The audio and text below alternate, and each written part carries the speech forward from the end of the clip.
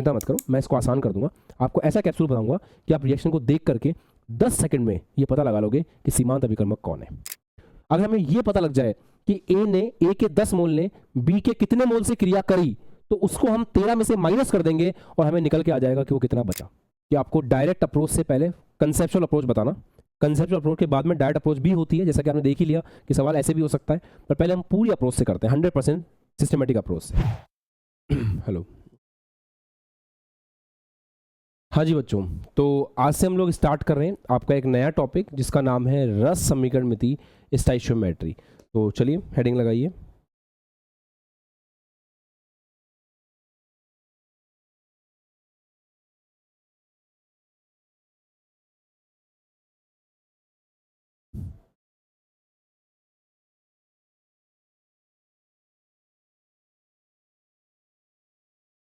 रस समीकरण मिति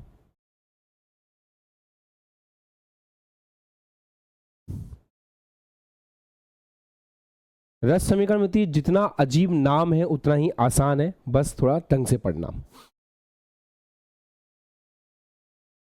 स्टोइचियोमेट्रिक्स की स्पेलिंग बड़ी मतलब अजीब सी है। स्टोइचियोमेट्री स्पेलिंग को तो एक बार चेक कर लेना, हालांकि साइंस में इतना कुछ फर्क नहीं पड़ता है स्पेलिंग से। ठीक है, रस समीकरण मिति स्टोइचियोमेट्री। देखो, सबसे पहली बात तो जो आपको अच्छे से याद रखनी है वो ये है कि रस समीकरण मिति जब भी आप अप्लाई करोगे तो रस समीकरण मिति किस पे अप्लाई होती है? रस समीकरण मिति हमेशा संतुलित रासायनिक समीकरण पे अप्लाई करनी है।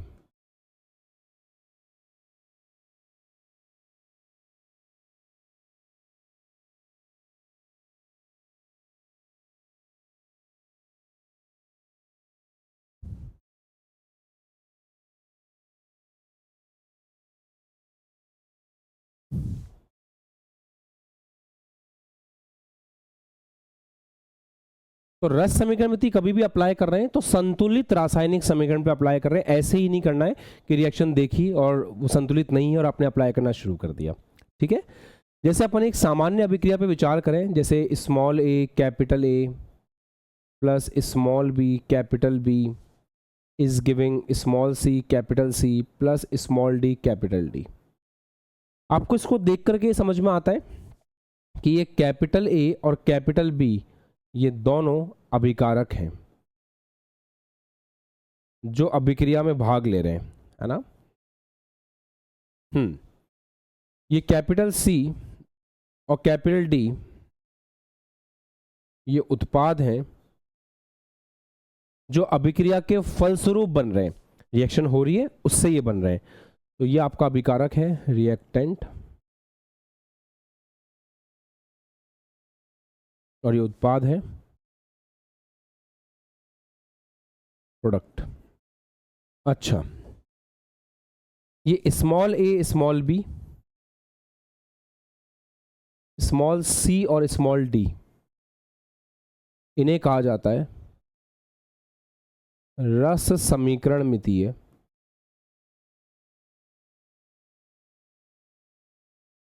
गुणांक। लिख लो, कोई बात नहीं, अभी अजीब लगेगा हर टॉपिक की तरह, बट बाद में आप बहुत कंफर्टेबल हो जाओगे। रस समीकरण मितीय गुणांक मतलब शॉर्ट में लिखेंगे अपन स्टोइचियोमेट्री को ऐसे, स्टोइचियोमेट्रिक कोफिशिएंट कहते हैं इनको, they are called as stoichiometric coefficient. अब अपन एक एग्जांपल से क्लियर करते हैं। जैसे ये एग्जांपल है H2 plus O2 is giving H2O। बात नंबर 1, क्या अपन इसके ऊपर स्टोइचियोमेट्री अप्लाई कर सकते हैं? ये जो इक्वेशन लिखी हुई, क्या इसके ऊपर स्टोइचियोमेट्री अप्लाई हो सकती है? नहीं हो सकती। क्यों नहीं हो सकती? क्योंकि रिएक्शन बैलेंस नहीं है। तो फर्स्ट ऑफ ऑल रिएक्शन को बैलेंस करेंगे, फिर ही हम स्टोइचियोमेट्री के बारे में सोच सकते हैं। तो रिएक्शन बैलेंस करते हैं, 2H2 प्लस O2, यहाँ पे ऑक्सीजन को 2 कर लेते हैं। अब सही है, अब परफेक्ट है। तो यहाँ पर अभिकारक कौन, उत्पाद कौन? ये H2 और O2 ये आपके हो गए अभिकारक, और ये जो H2O है ये आपका हो गया उत्पाद। सही है। रस समीकरण मिति गुणांक क्या है? O2 का आगे 1 लिखा हुआ है, तो ये 2 1 और ये 2, ये हो जाएंगे रस समीकरण मितीय गुणांक। ठीक है बेटा। अब मेरे से कोई पूछता है ना कि रस समीकरण मितीय गुणांक, रस समीकरण मितीय क्या है, तो मैं सिंपल बोलता हूं कि ये अभिक्रिया का पोस्टमार्टम है।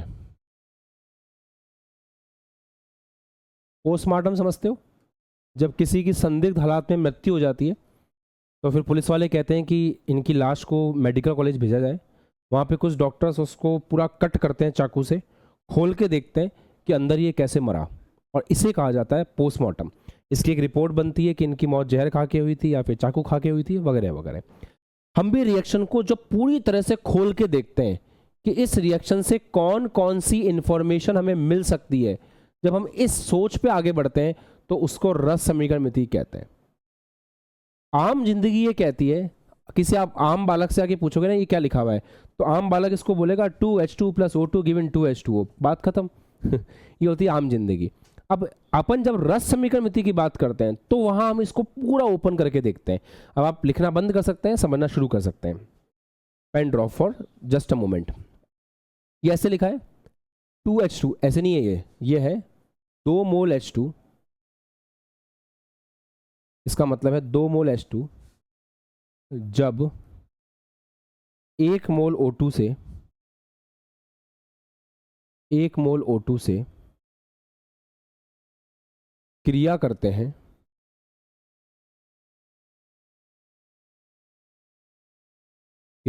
हैं, तब 2 मोल H2O प्राप्त होता है। 2 मोल H2O प्राप्त होता है।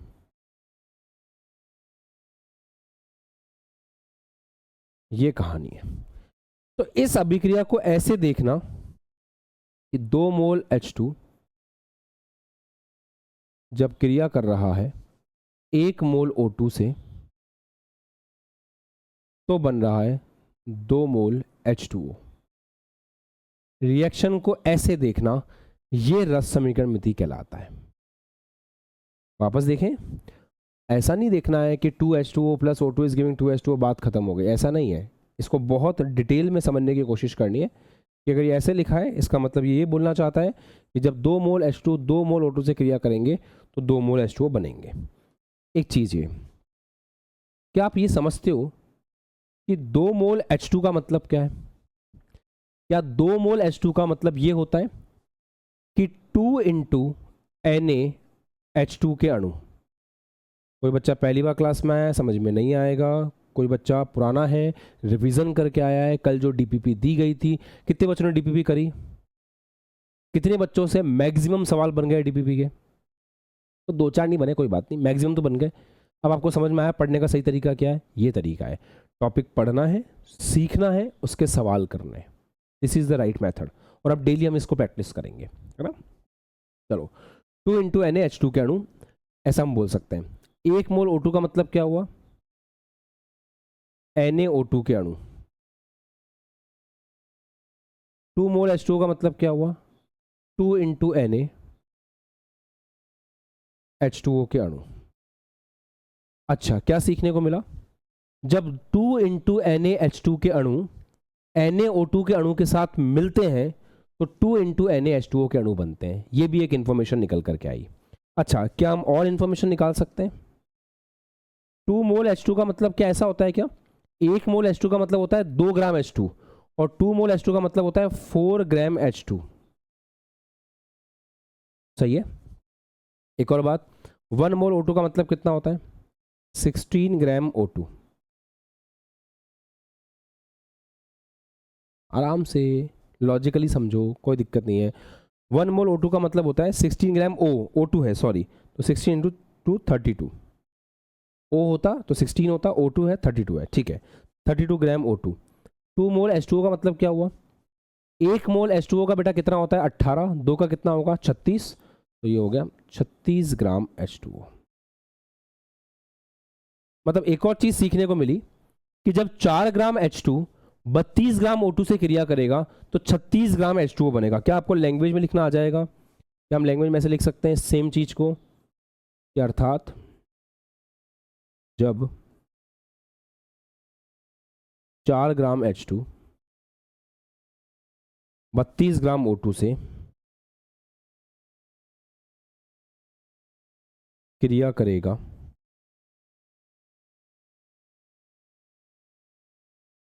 तो 36 ग्राम H2O बनेगा।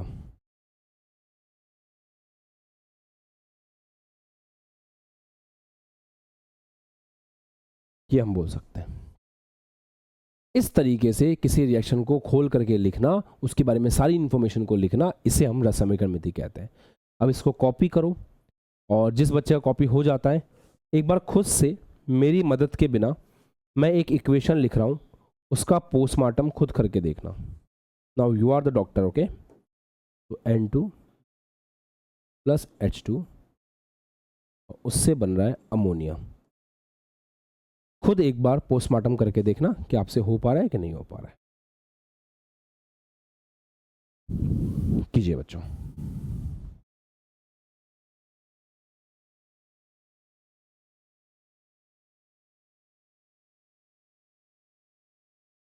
आई होप इट्स डन बेटा।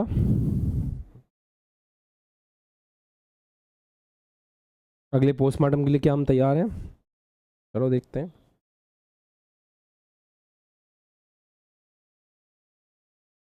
अब इस रिएक्शन का पोस्टमार्टम करेंगे, ओके।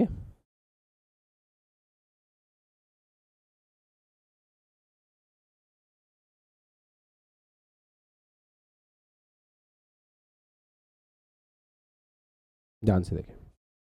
फर्स्ट ऑफ ऑल कोई भी पोस्टमार्टम वेस्ट हो जाएगा, किसी काम का नहीं रहेगा अगर आप एक गलती करेंगे तो। वो गलती क्या है, ध्यान सुनिएगा। वो गलती यह है कि कोई भी रिएक्शन पोस्टमार्टम के लायक नहीं होती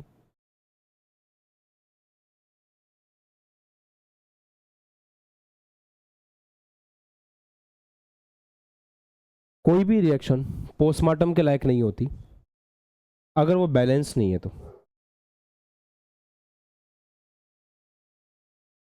सबसे पहले रिएक्शन बैलेंस होनी चाहिए।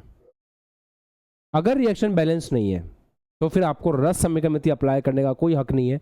आप गलती से भी रस समीकरण मिति अप्लाई मत करना, बहुत बड़ी गड़बड़ हो जाएगी।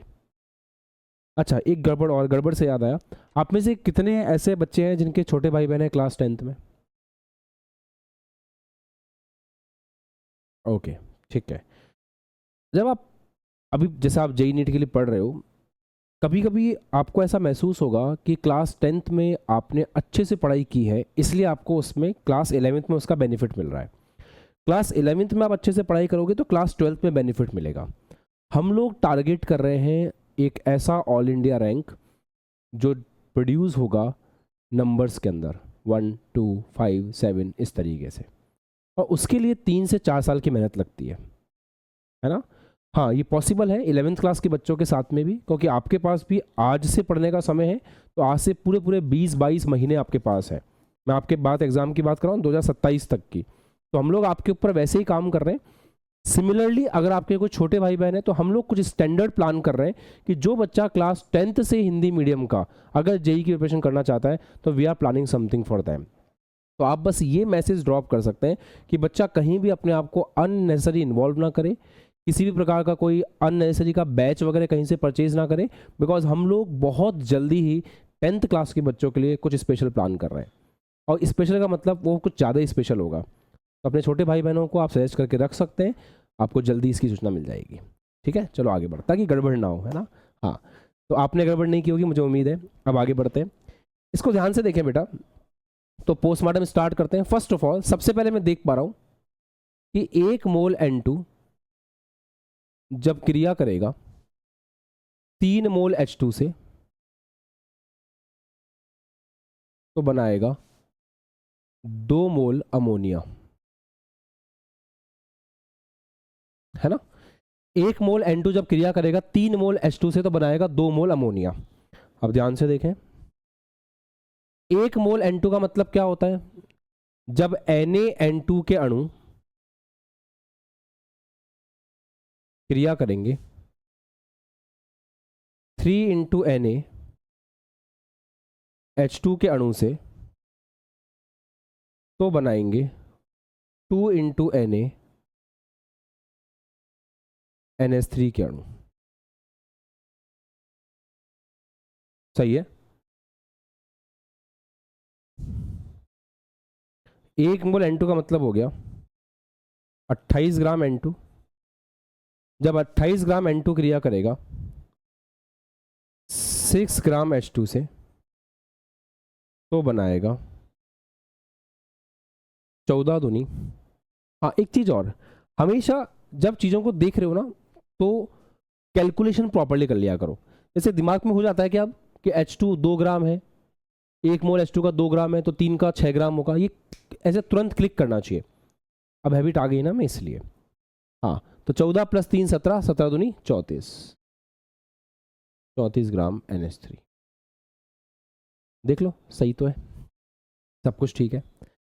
अब मैं आपसे एक ऐसे सवाल पूछ लूं इस रिएक्शन के लिए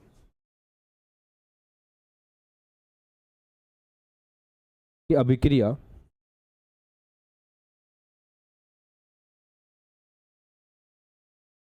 N2 + H2 गिविंग NH3 में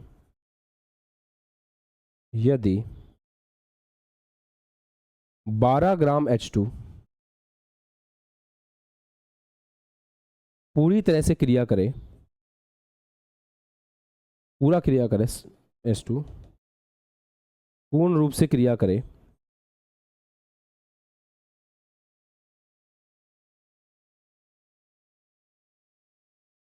तो कितने ग्राम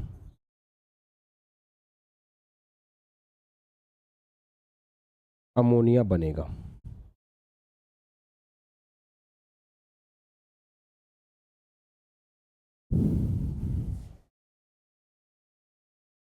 ये जो अभिक्रिया है, अभिक्रिया N2 + H2 is giving NH3, इसमें यदि 12 ग्राम H2 पूर्ण रूप से क्रिया करे तो कितने ग्राम NH3 बनेगा? सोच पाओगे क्या? देखो, इस रस समीकरण मिति से कुछ समझ आया कि 6 ग्राम H2 अगर पूरी तरह से क्रिया करता है तो 34 ग्राम अमोनिया बनता है ना? तो रस समीकरण मिति से पूरी रिएक्शन वापस लिख करके करने की जरूरत नहीं है, मैंने पहले ही लिख चुके हैं। तो रस समीकरण मिति से, रस समीकरण मिति से क्या हम इस बात को समझ पा रहे हैं क्या कि 6 ग्राम H2 से 6 ग्राम H2 से बनता है 34 ग्राम अमोनिया। रस समीकरण मिति से दिख रहा है। तो 1 ग्राम H2 से कितना बनेगा? 34/6 ग्राम अमोनिया। ठीक है, तो 12 ग्राम से कितना बनेगा?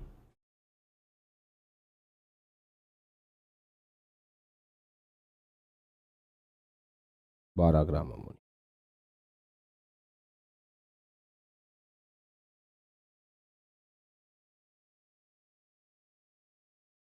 ऐसे क्या ये सबको समझ में आया है? हर बच्चे को समझ में आया है? इसमें क्या था? इसमें यह था कि जब आप रस समीकरण मिति किसी रिएक्शन की लिख लेते हो तो आप ये बता सकते हो कितना उत्पाद लेंगे तो कितना अभिकारक चाहिए, कितने अभिकारक से कितना उत्पाद बनेगा। हम चाहे जितने सवाल जो है इससे कर सकते हैं। इस एग्जाम्पल को कॉपी कीजिए, फिर हम एक शानदार सवाल और देखते हैं। ठीक है, लिख लीजिए इस एग्जाम्पल को।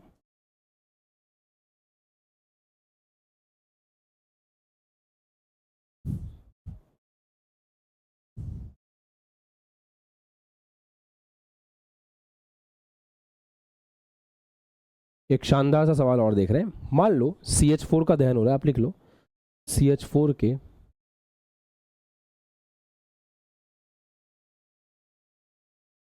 दहन के संदर्भ में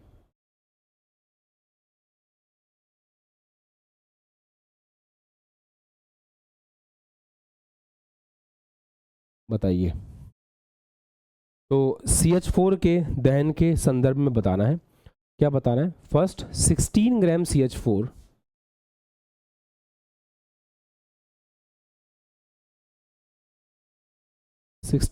CH4 का दहन करेंगे। 16 ग्राम CH4 का दहन करेंगे तो कितने ग्राम H2O बनेगा, ये आपको बताना है। अब क्या दहन की इक्वेशन लिखनी आती है? ये भी एक अच्छा सवाल है। तो दहन की इक्वेशन मैं आपको बता रहा हूँ, आप बैलेंस खुद कर लेना। जैसे सवाल सॉल्व करना शुरू कर सकते हो आप चाहो तो, मैं आपको लिख के दे रहा हूँ। जैसे CH4 का दहन करोगे ना, तो CH4O2 से क्रिया करेगा, उसके बाद तीन चीज़ें बनाएगा, कार्बन डाइऑक्साइड, जल और ऊष्मा। कम से कम रिएक्शन को बैलेंस करके तो रखो, सवाल करना नहीं करना तो बात की बात है ना। 32 ग्राम CH4 का दहन करते हैं,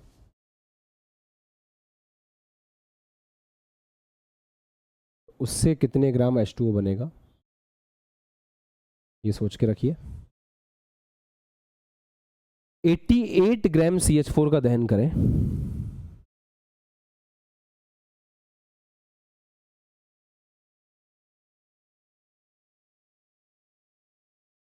तो 88 ग्राम CH4 के दहन से हमें कितना जल मिलेगा, ये बताना है।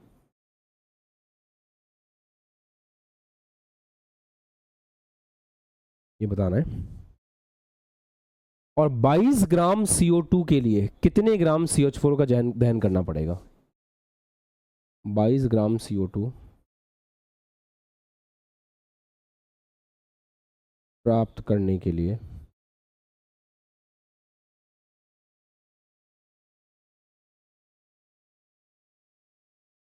कितने ग्राम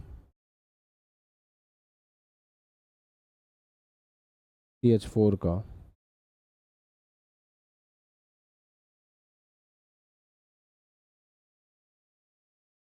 दहन करना होगा?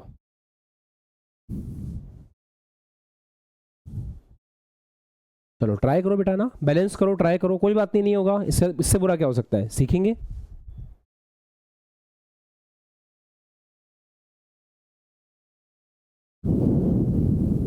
हाँ जी, I hope you have done with this, तो लेट्स डू।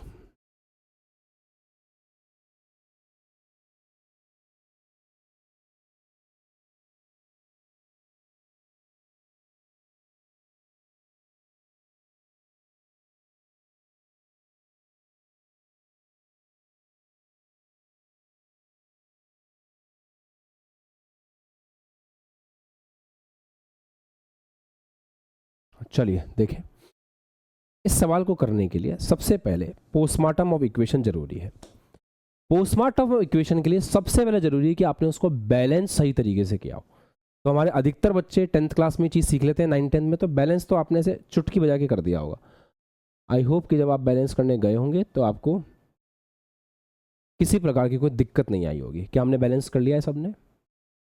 डन। बैलेंस के बाद सवाल ऐसे हो जाएगा, देखो इस सवाल की रस समीकरण मिति क्या क्या बोलती है। रस समीकरण मिति फर्स्ट पॉइंट ये बताती है कि 1 मोल CH4 का दहन करेंगे तो 2 मोल O2 मिलेगा, 1 मोल CO2 मिलेगा, 2 मोल H2O मिलेगा। ऐसा, इसको लेकर के और डिस्कस करें तो 1 मोल CH4 का मतलब हो गया 12 + 4 16 ग्राम CH4 जब आप लोगे तो 16 दूनी 32, 32 दूना 64 ग्राम आपको O2 मिलेगा। ये सब चीज़ें मैं कैसे लिख पा रहा हूँ, क्योंकि मेरे को मोल्स का अच्छे से आइडिया है। तो आज आपकी वो मोल वाली मेहनत काम आएगी बेटा। 1 मोल CO2 12 + 32 44 ग्राम CO2 हो जाएगा। जितना हम पहले मेहनत करते हैं उतना बाद में काम आता है ना। 18 दूनी 36 ग्राम H2O हो जाएगा। बस ये हमें मिल चुका है, ये हमें मिल चुका है।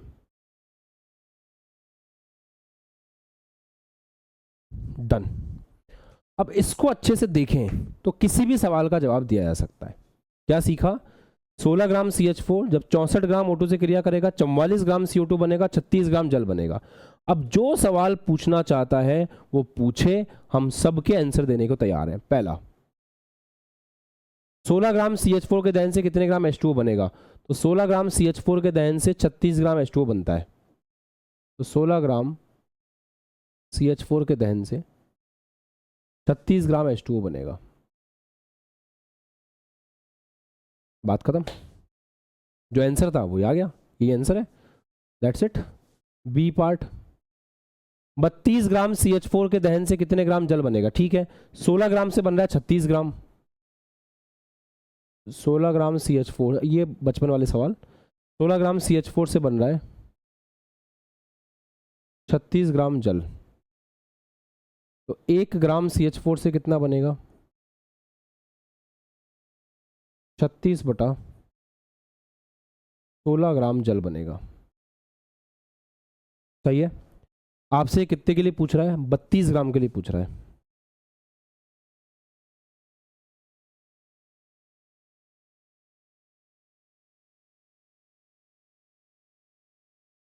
इतने ग्राम बनेगा। मैं सॉल्व करने में इंटरेस्टेड नहीं हूँ इसमें, मुझे इसका आंसर निकालने में उतना इंटरेस्ट नहीं है कभी भी। मुझे इंटरेस्ट किस चीज़ में? आपको कंसेप्ट आना चाहिए, आंसर तो आप खुद ही निकाल लोगे, मेरी क्या जरूरत है इसमें। ये तो खत्म हो गया काम। आपको इंटरेस्ट आना चाहिए कि क्या कंसेप्ट को हम अप्लाई कर पा रहे हैं क्या फिजिक्स केमिस्ट्री में, हमेशा ध्यान रखें। चलिए डन। थर्ड पार्ट, 88 ग्राम CH4 का दहन करेंगे तो कितना जल मिलेगा यार? 16 ग्राम से मिल रहा है 36 ग्राम। वही चीज़ वापस, 16 ग्राम CH4 से मिल रहा है 36 ग्राम जल। तो 1 ग्राम CH4 से कितना मिलेगा? 36 बटा 16 ग्राम जल। हमारे पास कितना है भाई साहब? हमारे पास CH4 कितना है सवाल में? 88। 88 ग्राम से कितना मिलेगा? एक पेन की कीमत इतनी है, 10 पेन की कितनी होगी? 1 से गुणा कर दो हर्ष। ठीक है बेटा,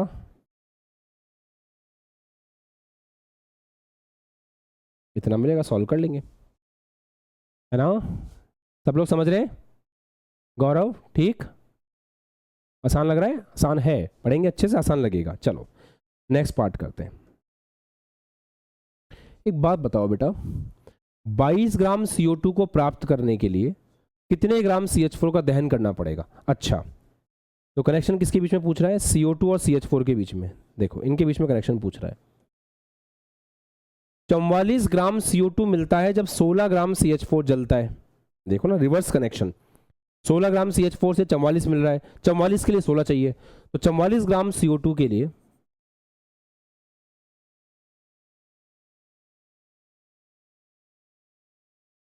आवश्यक है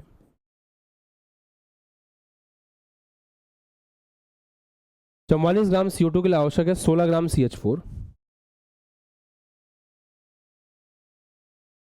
तो फिर ये बताओ 1 ग्राम CO2 के लिए कितना आवश्यक होगा? 16 बटा 44। 1 ग्राम CO2 के लिए इतना CH4 चाहिए। आपके सवाल में कितना बोल रहा है? 22 ग्राम। तो 22 ग्राम के लिए कितना चाहिए होगा?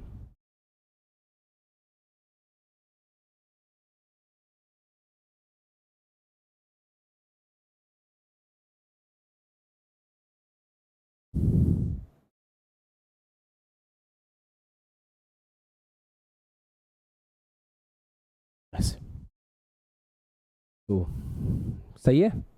सीखा कुछ? मजा आया? चलो ठीक है, लिख लो।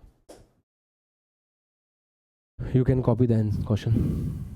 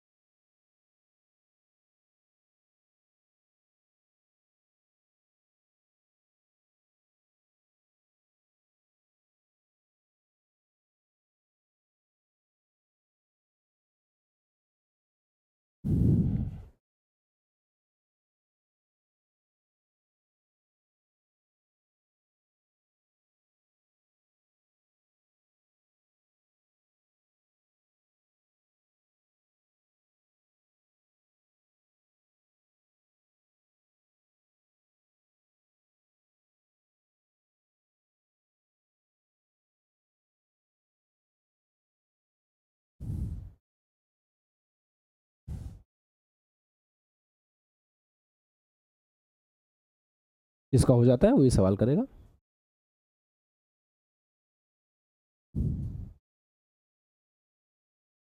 अभिक्रिया बता दें आपको, अभिक्रिया बैलेंस आप खुद करेंगे।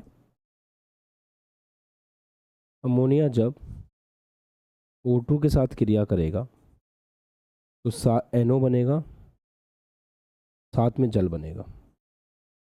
अब आप कीजिए।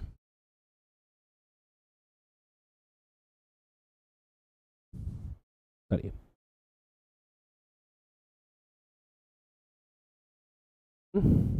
आंसर आ गया,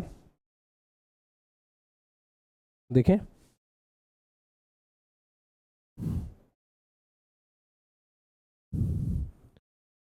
सबसे ज़्यादा खुशी पता है कब मिलती है? जब सवाल हम खुद करते हैं, तब सबसे ज़्यादा खुशी मिलती है, और वही सबसे इम्पोर्टेंट होता है। कितने बच्चों का आंसर आया है? आ गया? क्या आंसर आया? 12, 12? नहीं, कितना आया फिर? एनो पूछा था ना आपसे। चलो देखते हैं। सबसे पहले तो रिएक्शन को बैलेंस करेंगे। रिएक्शन को बैलेंस करने पे समझ में आएगा क्या हो रहा है। रिएक्शन की बैलेंसिंग वैसे तो क्लास 10th में सिखाई जाती है, फिर भी इन केस अगर आपको नहीं आती है तो एक वीडियो है, मैं शेयर कर दूंगा, तो आप उस वीडियो को देखकर भी कर सकते हो। ठीक है। जब रिएक्शन बैलेंस हो जाती है तो फिर हम सोचते हैं कि भाई कौन कितना था, कैसे कैसे बन रहा था, देखते हैं। तो इससे 4 मोल अमोनिया के जब क्रिया करेंगे 5 मोल O2 से, तो बनाएंगे 4 मोल NO और 6 मोल जल। ठीक है, मतलब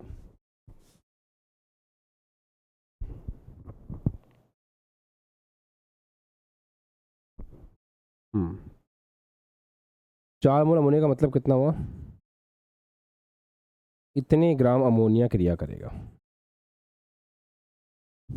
तब बात बनेगी, है ना। मतलब ये हो गया 68 ग्राम अमोनिया। O2 की बात करें, 5 मोल O2 का मतलब क्या हुआ?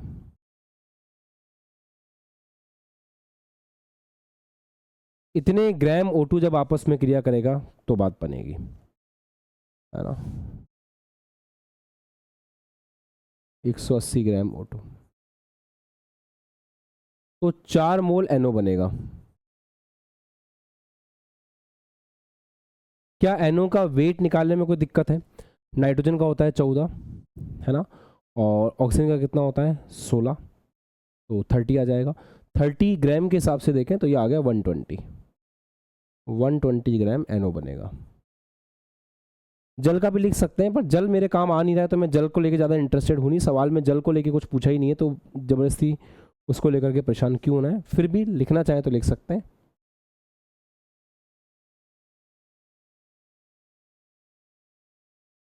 खत्म, इतना ही है, और तो कुछ है नहीं। अब सवाल कह रहा है कि ये दोनों पूरी तरह से आपस में क्रिया कर रहे हैं, मतलब 6.8 ग्राम अमोनिया पूरी तरह से 16 ग्राम O2 से क्रिया कर रहा है। कोई टेंशन नहीं है, मतलब पूरा खत्म हो गया। अब आप चाहो तो अमोनिया और NO के रिलेशन से भी आंसर निकाल सकते हो। ठीक है, अगर आप चाहो तो इन दोनों के रिलेशन से भी आंसर निकाल सकते हो, और अगर आप चाहो तो इन दोनों के रिलेशन से भी आंसर निकाल सकते हो। कहाँ गया? ऑक्सीजन और NO के आंसर से भी, इनके रिलेशन से भी आंसर निकाल सकते हो। आप चाहो तो दोनों के हिसाब से आंसर निकल के आ सकता है। करके देखें क्या क्या आ रहा है। आ जाओ। 68 ग्राम अमोनिया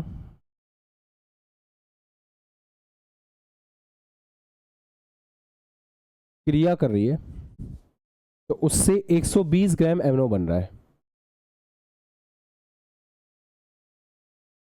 1 ग्राम अमोनिया क्रिया करेगी तो कितना बनेगा? 68। अच्छा, सवाल ने बोला है 6.8 ग्राम करे, तो 6.8 ग्राम अमोनिया क्रिया करेगी तो कितना बनेगा?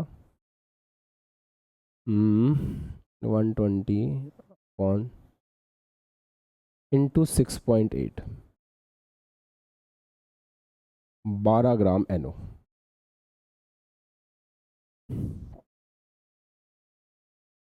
कितने बच्चे ऐसे हैं जिन्होंने ऐसे ही किया था? कितने बच्चों ने ऐसे किया था? ये आंसर आया था आपका 12 ग्राम NO। ठीक है। कुछ बच्चों ने बोला होगा नहीं सर हम ऐसे नहीं करेंगे, हम तो इससे करेंगे कि 180 ग्राम O2 जब क्रिया करता है तो उससे 120 ग्राम NO बनता है,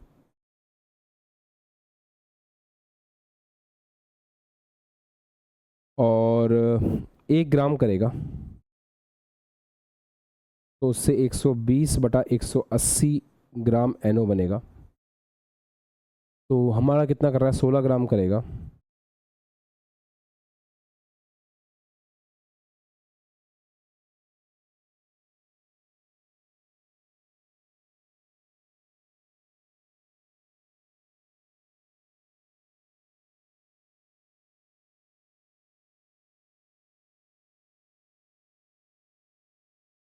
क्या ये आंसर आ रहा था? इतने ग्राम बनेगा?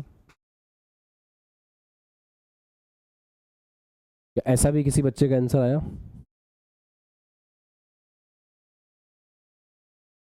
ये 16 होगा ना यार,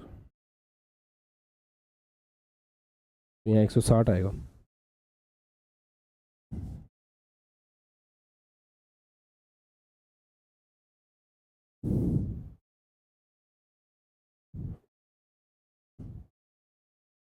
हम्म, हम्म, हम्म, हम्म, हम्म।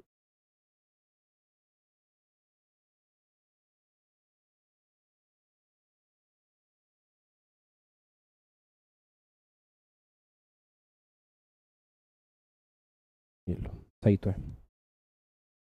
हाँ बताओ। ठीक है, कोई कंफ्यूजन है? समझ आ गया? That's it. तो कैसे भी करो ना, इससे निकालो तो भी आंसर वही, इससे निकालो तो भी आंसर वही। इस तरह से अपन सवाल कर सकते हैं। अब धीरे धीरे प्रैक्टिस हो रही है, मज़ा आ रहा है सवाल करने में। एक सवाल और देता हूँ, वो करके बताओ।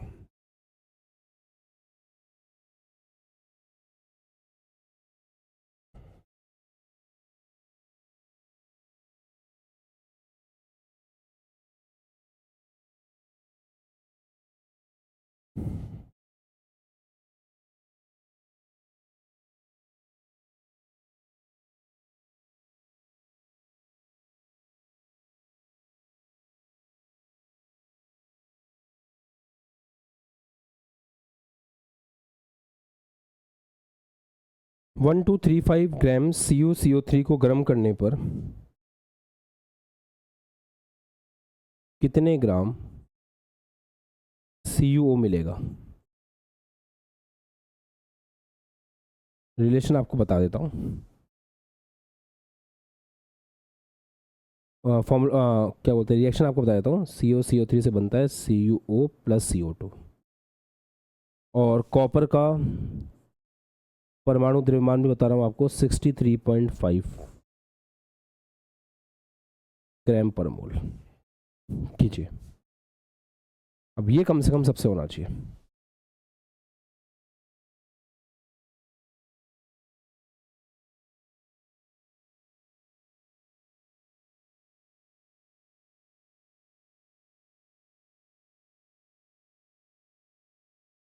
लोगों से सवाल करवाना एक ज़रूरी प्रोसेस है, और इसका फ़ायदा मिलता है। जब आप खुद सवाल ट्राई करोगे, बनेगा नहीं बनेगा, बहुत कुछ सीखने को मिलेगा ना, तो उस चीज़ को मिस नहीं करना है।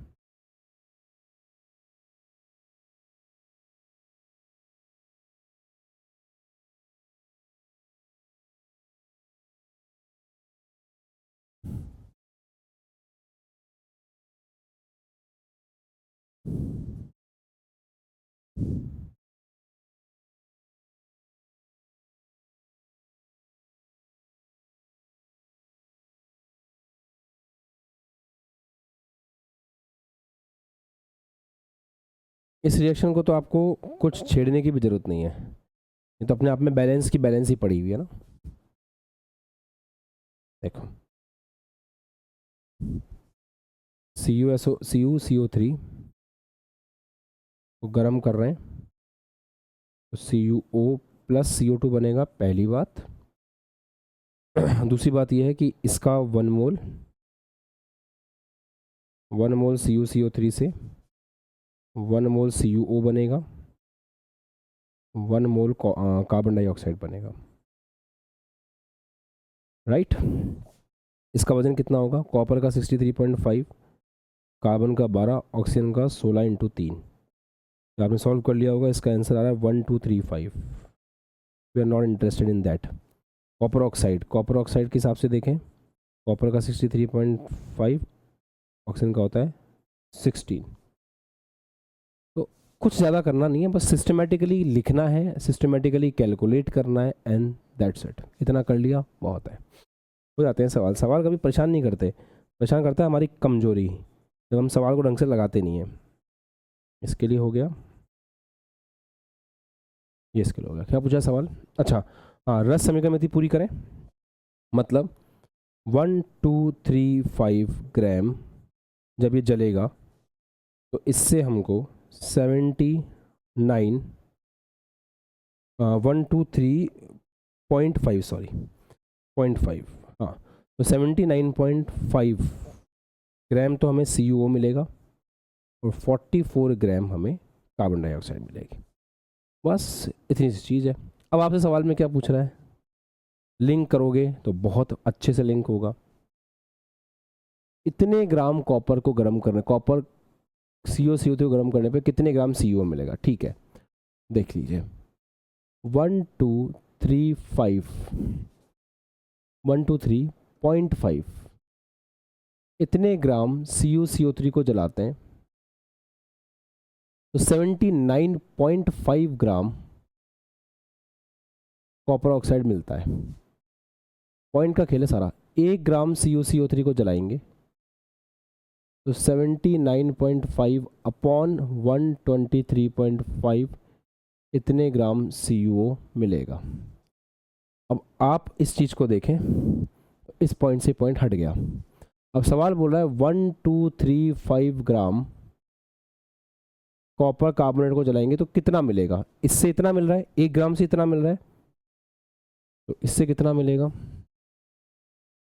795 अपॉन 1235 इंटू 1235,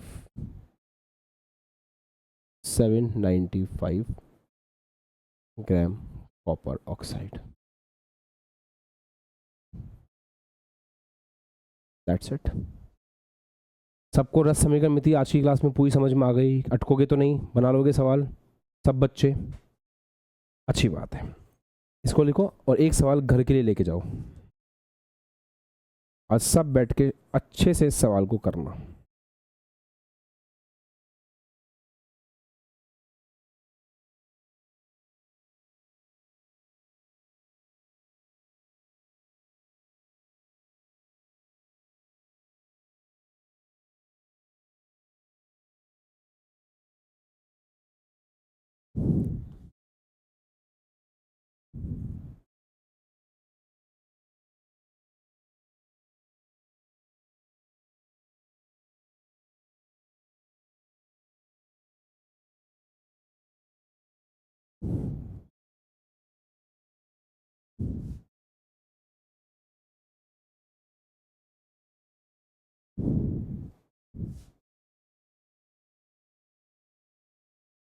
अभी करो, चलो अभी करो।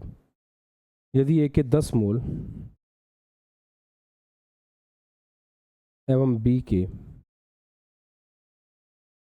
15 मोल लिए गए हों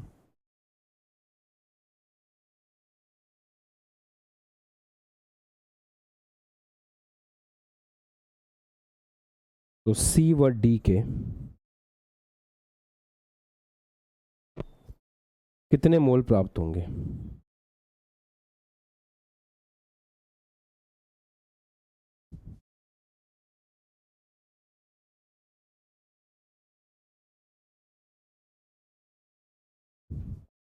करो।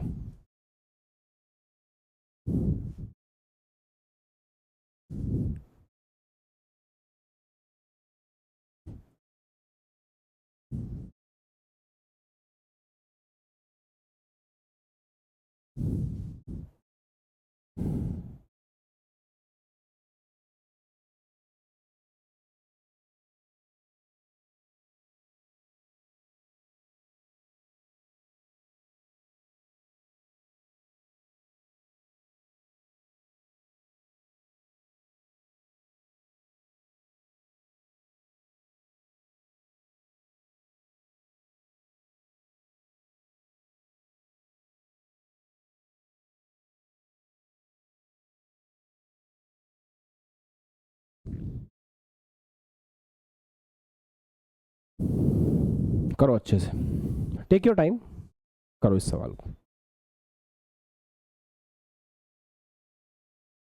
और एक काम करता हूँ, इसकी इक्वेशन भी आपको चाहिए होगी ना।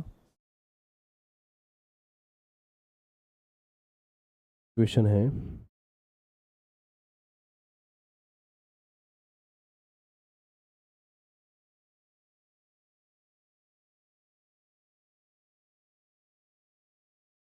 ये, इक्वेशन है, चलो लगाओ।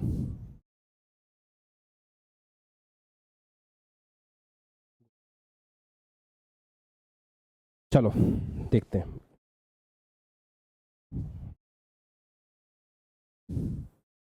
सब बच्चे ध्यान से देखना, बिल्कुल लिखना बंद कर देना। सारा बच्चा जितने क्लास में है, सबका ध्यान इधर ही होना चाहिए। वैसे इक्वेशन मैंने पहले भी लिख दी थी ना, ठीक है। अच्छा चलो करते हैं सवाल। बड़ा इंटरेस्टिंग सवाल है ये, बहुत ही शानदार, तो एकदम कंसेप्ट को खोल के रख देता है। आ जाओ देखो, 3a 5b,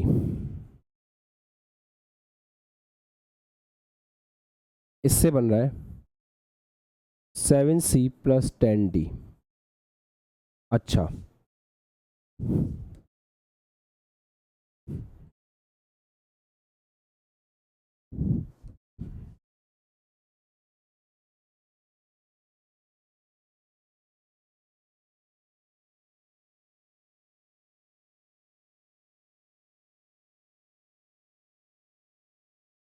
रस समीकरण क्या बोलती है कि अगर आप इसके 3 मोल लोगे, इसके 5 मोल लोगे, तो 7 मोल सी बनेगा और 10 मोल डी बनेगा। मतलब 3 मोल ए जब 5 मोल बी से क्रिया करेगा,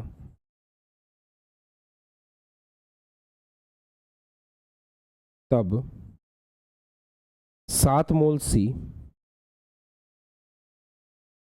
तथा 10 मोल डी बनेगा। ऐसा ये बोलता है। ये रस समीकरण मिति है। आपने सीख लिया, समझ लिया, काम शुरू कर दिया। आपने कहा बच्चे ने 2 तरीके से किया होगा। एक बालक ने अप्रोच नंबर 1 को फॉलो किया होगा।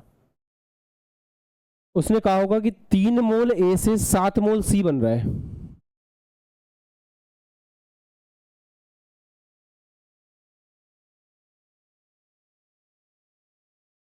तीन मोल ए से 7 मोल सी बन रहा है, तो 1 मोल ए से कितना बनेगा?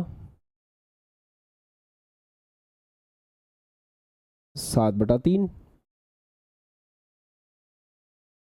फिर उसने देखा कि सवाल में तो 10 मोल है, तो 10 मोल से कितना बनेगा?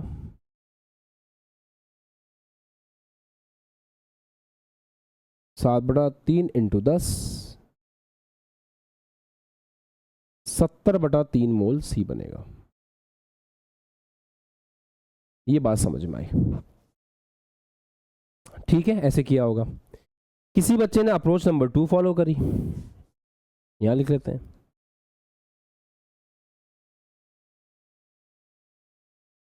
उसने कहा मैं इससे क्यों देखूं, मैं तो बी से देखूंगा। 5 मोल बी से 7 मोल सी बन रहा है, दिख तो रहा है। तो 5 मोल बी से 7 मोल सी बन रहा है, तो 1 मोल बी से कितना सी बनेगा, 7/5 मोल सी बनेगा, है ना। सही है सर, बिल्कुल सही है। तो हमारे सवाल में कितना दे रखा है, 15 मोल। तो 15 मोल बी से कितना सी बनेगा, 7/5 इंटू 15, 21 मोल सी बनेगा।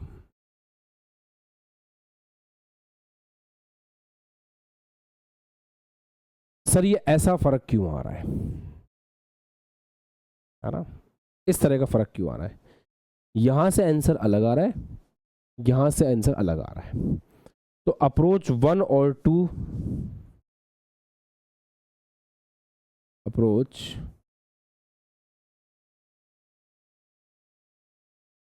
अप्रोच 1 एंड 2 मिसमैच कर रही है। इसका कारण क्या है, क्या सब बच्चों को सवाल समझ में आ गया है? और ये भी नहीं बोल सकते सर कि ये तो सेम ही तो आ रहा है, लगभग लगभग 20 के आसपास ही है दोनों, नहीं ऐसे नहीं, परफेक्ट आएगा आंसर। इससे भी 21 आना चाहिए था एग्जैक्ट, इससे भी 21 आना चाहिए था एग्जैक्ट, तब सही मानता, ऐसे सही नहीं मानूंगा मैं। क्या सब बच्चों को प्रॉब्लम समझ में आ गई है कि हम क्या समस्या पढ़ रहे हैं? ठीक है, अब रीज़न समझते हैं। सर यहाँ तो आपने बढ़िया से करा दिया था, पहले भी तो हमने यही किया था। कहाँ गया सवाल, ये रहा सर। हमने इससे निकाला तो भी 12 आया, हमने इससे निकाला तो भी 12 आया, यहाँ तो कोई दिक्कत थी नहीं, यहाँ दिक्कत कैसे पैदा हो गई? अब हम आपको समझाने जा रहे हैं एक टॉपिक, उसको ध्यान से सुनना और समझना। आपको एक गिफ्ट सेट बनाना है, उस गिफ्ट सेट में आपको एक पेंसिल लेनी है और एक पेन लेना है। ऐसे आपको गिफ्ट सेट बनाना है। मैंने आपको ये होमवर्क दिया है, लिखना बंद, समझना शुरू, लिखना बिल्कुल नहीं है। मैंने कहा ऐसे गिफ्ट सेट बनाओ, जब आप एक पेंसिल और एक पेन रखोगे तो एक गिफ्ट सेट पूरा होगा। मैंने आपको 10 पेन दी, 10 पेंसिल दी। मैंने आपसे पूछा कि कितने गिफ्ट सेट बने, तो आपको समझ में आ गया एक पेंसिल और एक पेन से एक गिफ्ट सेट बनता है। तो आपने कहा सर 10 पेन है तो 10 पेन से 10 गिफ्ट सेट बन सकते हैं, या फिर ऐसा बोल लो 10 पेंसिल है तो 10 पेंसिल से भी 10 गिफ्ट सेट बन सकते हैं, कोई दिक्कत नहीं है। तो टोटल आंसर 20 नहीं है, बस आंसर ये है कि अगर अपन एक पेन और एक पेंसिल यूज करेंगे तो इससे 10 गिफ्ट सेट बन सकते हैं टोटल। हाँ ये बात सही है कि ये आंसर आप इससे भी दे सकते थे, जितने पेन उतने गिफ्ट सेट, जितनी पेंसिल उतनी गिफ्ट सेट, सही है। परंतु अगर मैंने 10 पेन लिए होते और 8 पेंसिल ली होती, तो क्या तुम मुझे बता सकते हो कि कितने गिफ्ट बनते?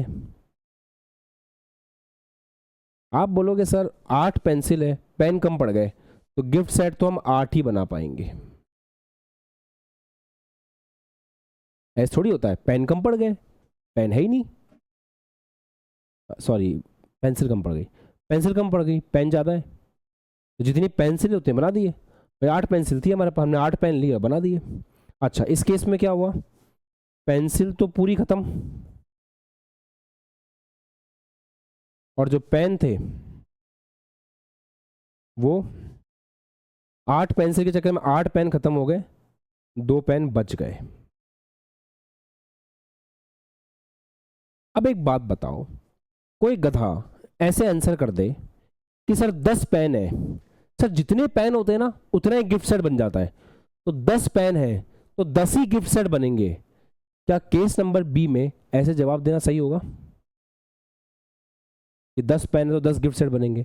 देखना पड़ेगा ना कि पेंसिल कितनी है, हो सकता है 10 पेन हो पर पेंसिल 8 ही हो, तो मैं अगर ऐसे देख दूं कि 10 पेन है, 10 पेन से 10 गिफ्ट सेट बनेंगे, मैं पेंसिल की तरफ ध्यान ही ना दूं और डायरेक्ट आंसर कर दूं कि 10 गिफ्ट बनेंगे, तो गलत हो गया ना। मुझे देखना पड़ेगा कि अगर मेरे पास 10 पेंसिल है तो 10 पेन है तो पेंसिल कितनी है। अगर पेंसिल कम है तो पेंसिल पूरी तरह से खत्म हो जाएगी, जितनी पेंसिल है उतने ही गिफ्ट सेट बन पाएंगे। तो इसके हिसाब से आंसर देना ज़्यादा ठीक रहेगा। तो जो पूरी तरह खत्म हो रहा है उसके हिसाब से आंसर देना ज़्यादा ठीक है, आप डायरेक्ट नहीं बोल सकते। हाँ, पेन के हिसाब से आंसर करना है तो फिर आप ऐसे बोलोगे, सर 10 पेन लिए थे, 10 पेन में से 8 पेन ही काम में आए, 2 पेन बच गए, तो 8 पेन जो काम में आए उन 8 पेन से 8 गिफ्ट सेट बन गए। आपको ये बताना पड़ेगा कि टोटल पेन कितने काम में लिए गए, तो आप आंसर कर सकते हो। क्या मेरे इस वाले एग्जाम्पल में किसी भी बालक को किसी भी प्रकार की कोई समस्या है, या आपके और मेरे जीवन के सामान्य एग्जाम्पल्स हैं, इनमें दिक्कत नहीं आई होगी? क्लियर है? ऋषभ, आकाश, अंकुश, अमित, ठीक, ओके। आप मेरे सामने ना वीडियो कॉल के थ्रू बैठे हुए हो, तो मुझे कभी भी ऐसा फील नहीं होना चाहिए 2 साल में कि मैं भूतों को पढ़ा रहा हूँ जो कभी रिस्पॉन्स नहीं करते, है ना। तो भूतों को पढ़ाने का मेरा कोई इंटरेस्ट नहीं है, इंसानों को पढ़ाने का मन है जो रिस्पॉन्स करते हैं। हमारे आपने बायोलॉजी पढ़ी है, नीट वाले बच्चों ने, बायोलॉजी में क्या होता है, सजीव उद्दीपन जो होता है ना उसके प्रति प्रतिक्रिया देते हैं। जैसे अभी अगर मैं आप लोगों को एक जलती हुई माचिस आपकी स्किन से टच करूंगा तो आप उछल पड़ोगे, ऐसा होगा आपके साथ। तो वो होना चाहिए, आपको रिस्पॉन्स देना चाहिए, समझ में आ रहा है नहीं आ रहा है, ऐसे वैसे कुछ भी, ठीक है। चलो अब इधर आओ।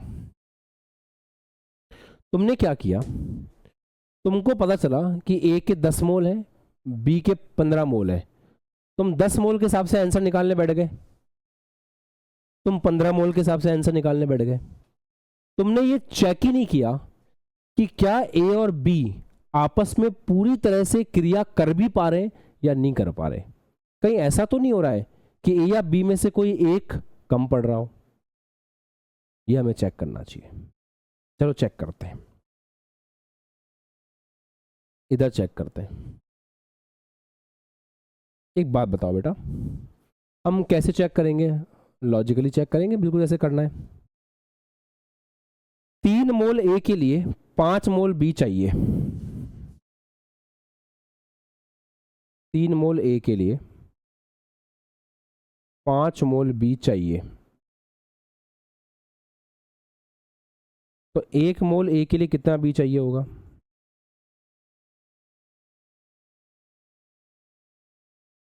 इतना बी चाहिए होगा।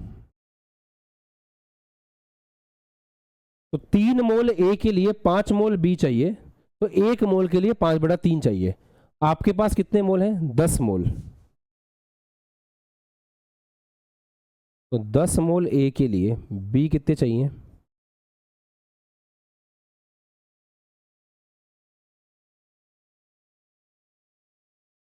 कितने बी चाहिए? मतलब कितना? 50/3, 16.6 मोल बी चाहिए। तो अगर आपके सवाल में 10 मोल ए दे रखा है, तो 10 मोल ए को अभिक्रिया करने के लिए बी कितना चाहिए? 16.6 चाहिए। क्या हमारे पास 16.6 है? हमारे पास तो 15 ही है। मतलब पेन और पेंसिल में से कौन ज़्यादा है इस बार? हमारे 10 मोल ए को अभिक्रिया करने के लिए 16.6 चाहिए, कम है। इसका मतलब पेंसिल जो है वो हमारी बी है, बी हमारे पास कम है, ए हमारे पास ज़्यादा है। ठीक है, चलो एक बार उल्टा भी चेक करते हैं। 5 मोल बी को क्रिया करने के लिए 3 मोल ए चाहिए, तो 5 मोल बी को क्रिया करने के लिए 3 मोल ए चाहिए, तो 1 मोल बी को क्रिया करने के लिए कितना चाहिए होगा?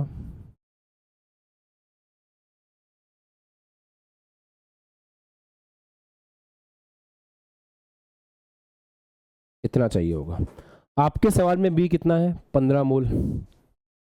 तो 15 मोल बी को क्रिया करने के लिए कितना ए चाहिए होगा? 9 मोल ए चाहिए होगा। क्या आपके पास 9 मोल ए है? चेक करो। हाँ सर, हमारे पास 10 है, ज़्यादा है, तो सही है। मतलब बी बी जब 15 मोल पूरा खत्म हो जाएगा, जब बी 15 मोल पूरा खत्म हो जाएगा तो ए कितना खत्म होगा, 9 मोल खत्म होगा। अर्थात 15 मोल बी 9 मोल ए से क्रिया करेगा। मतलब ए 1 मोल बच जाएगा और ए के 9 मोल अभिक्रिया में हिस्सा लेंगे। मतलब एक बच जाएगा, 9 खत्म हो जाएंगे। 9 मोल अभिक्रिया में हिस्सा लेंगे। अच्छा एक बात बताओ, इस रिएक्शन में पूरी तरह से समाप्त कौन हो जाएगा, ए या बी? ए या बी? बी ना, क्योंकि बी था 15 मोल, 15 मोल बी को क्रिया करने के लिए 9 मोल चाहिए जो है, तो बी पूरा समाप्त हो जाएगा, ए बच जाएगा। इस अभिक्रिया में बी पूरा समाप्त हो जाएगा। मतलब बी के हिसाब से अगर तुम ये बताओगे कि उत्पाद कितना बना तो आंसर सही आएगा, क्योंकि बी पूरा खत्म हो चुका है। तो जो आपने लिखा है ना ये वाला कि 5 मोल बी से 7 मोल सी क्रिया करेंगे तो 1 मोल से इतना करेंगे तो 15 मोल से इतना सी बनेगा, ये सही है, राइट। ये क्यों सही है? क्योंकि 15 मोल बी पूरा पूरा क्रिया कर रहा है, पूरा पूरा समाप्त हो रहा है। पर ये जो तुमने किया है कि 3 मोल ए से इतने मोल सी बनेगा, 1 मोल ए से इतना बनेगा, तो 10 मोल से कितना बनेगा, क्या ये चीज सही है? 10 मोल ए तो क्रिया ही नहीं कर रहा है भाई साहब, ये रॉन्ग हो गया। रीजन क्या है इसके पीछे? ये रहा, ये रीजन है कि 10 मोल ए तो क्रिया ही नहीं कर रहा है। कितने मोल ए क्रिया कर रहा है? 9 मोल कर रहा है। एक बार 9 मोल के हिसाब से चेक करना, इसकी जगह एक बार 9 मोल ए के हिसाब से चेक करना, आंसर क्या आ रहा है?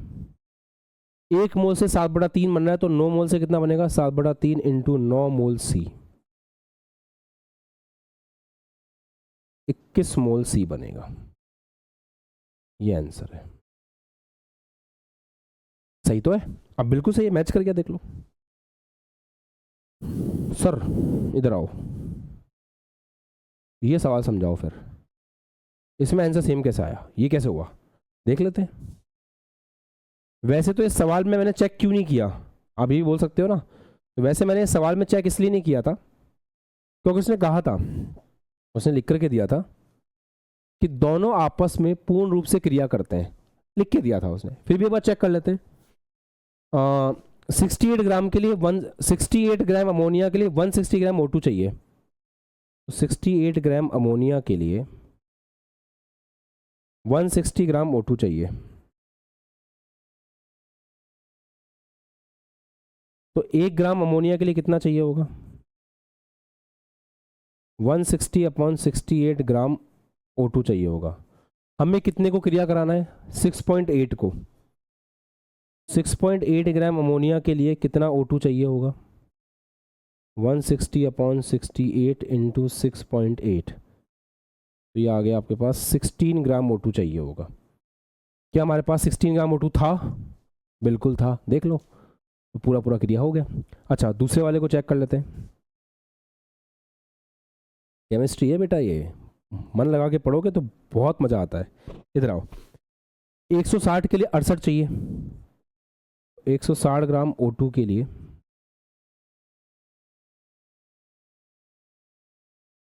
आपको 68 ग्राम अमोनिया चाहिए।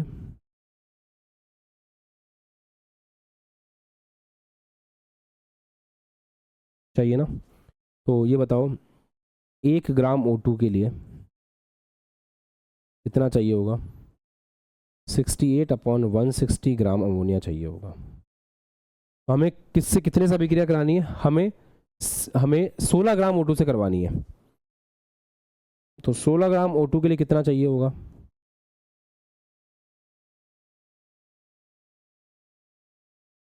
6.8 ग्राम अमोनिया चाहिए।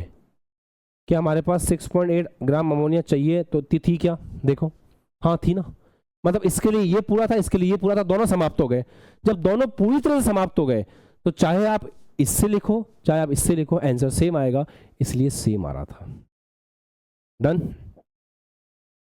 अच्छा एक चीज और बताता हूं, इसमें ऐसा कौन था जिसके खत्म होने के कारण गिफ्ट सेट नहीं बन पाए? सर इसमें ये जो पेंसिल थी ना, ये पेंसिल के खत्म होने के कारण गिफ्ट सेट नहीं बन पाए। तो जो पेंसिल है इसे इसमें कहेंगे सीमांत अभिकर्मक। इसके कारण हमें गिफ्ट सेट बनाना रोकना पड़ा।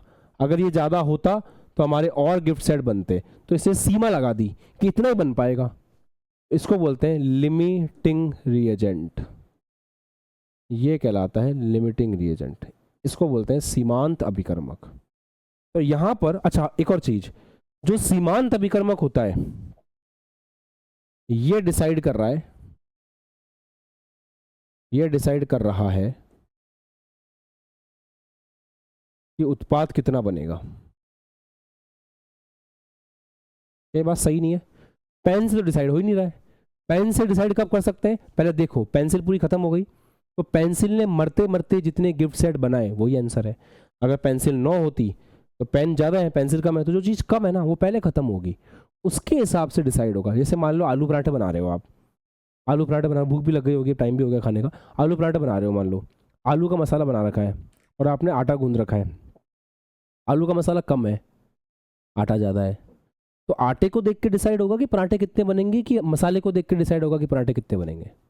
मसाले को देख के होगा ना, मसाला इसमें सीमांत अभिकर्मक है, तो पराठे कितने बनेंगे मसाले पर डिपेंड कर रहा है। क्यों? क्योंकि मसाला कम है। अगर किसी घर में आटा ज़्यादा हो, आटा कम हो और मसाला ज़्यादा हो, तो फिर किस पर डिपेंड करेगा? आटे पर डिपेंड करेगा, क्योंकि आटे पहले खत्म हो जाएगा। तो इसलिए सीमांत अभिकर्मक को खोजना इतना जरूरी क्यों?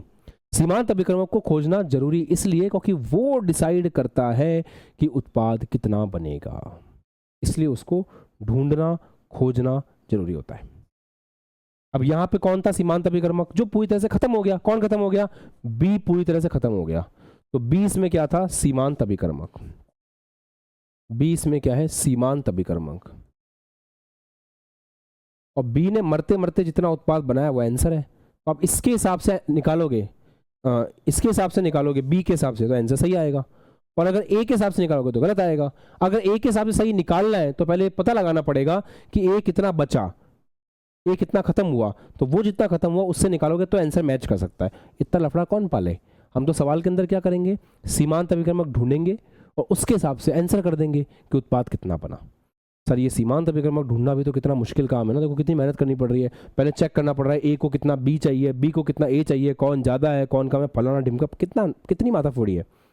चिंता मत करो, मैं इसको आसान कर दूंगा। आपको ऐसा कैप्सूल बताऊंगा कि आप रिएक्शन को देख करके 10 सेकंड में ये पता लगा लोगे कि सीमांत अभिकर्मक कौन है। तो फिर इतना क्यों पढ़ाया? बेसिक बताने के लिए। अब आपको बेसिक समझ में आ गए कि सीमांत अभिकर्मक क्या होता है, उसका मतलब क्या है। वो मरता मरता जितना उत्पाद बना के जाएगा वही आपका आंसर है।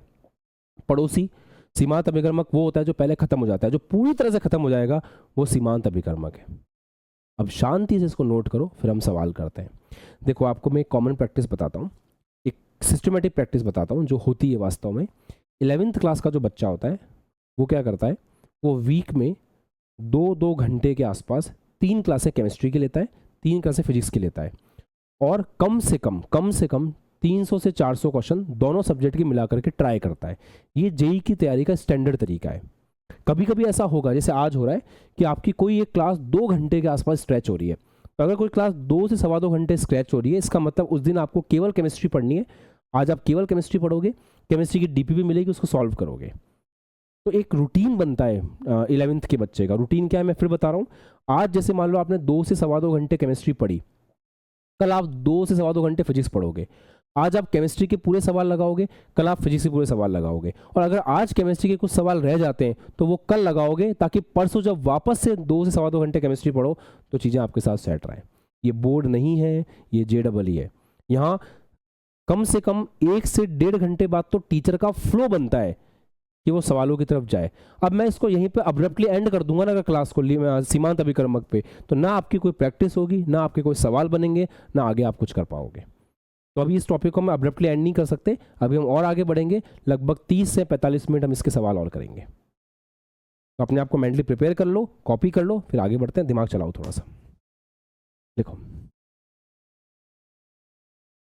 और एक बात का ध्यान रखना, आपके टीचर्स आपको जो भी बोल रहे हैं, मैं आपको जो भी बोल रहा हूँ, वो आपके लिए पत्थर की लकीर होना चाहिए। You have to follow that. अगर तुमने 2 साल फॉलो कर लिया, I can bet you double digit में रैंक आएगा तुम्हारा जेई के अंदर और नीट में डबल डिजिट के अंदर। तो मेहनत करो बस, तब आके थकना बना है बस, ये मान के चले। लिख लीजिए और सवाल लगाएंगे फिर।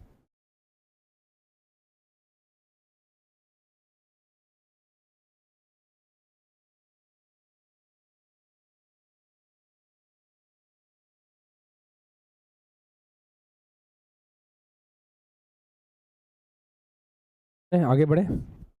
अब मैं एक सवाल और दे रहा हूँ। चलो उससे पहले आपको जादुई ट्रिक बता देता हूँ, जादुई कैप्सूल बता देता हूँ, जिससे आप तुरंत पहचान लोगे कौन है रस समीकरण में दिए गुणांक देख करके कि सीमांत अभिकर्मक कौन है। चलिए, तो सीमांत अभिकर्मक कौन होता है? जो अभिक्रिया में पूरी तरह से समाप्त हो जाता है। इसको लेकर के सिंपल लिख लो ऐसे, ये वो होता है जो अभिक्रिया में पूर्ण रूप से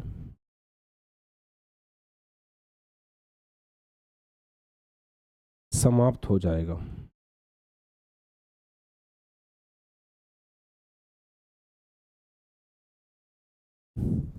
है ना?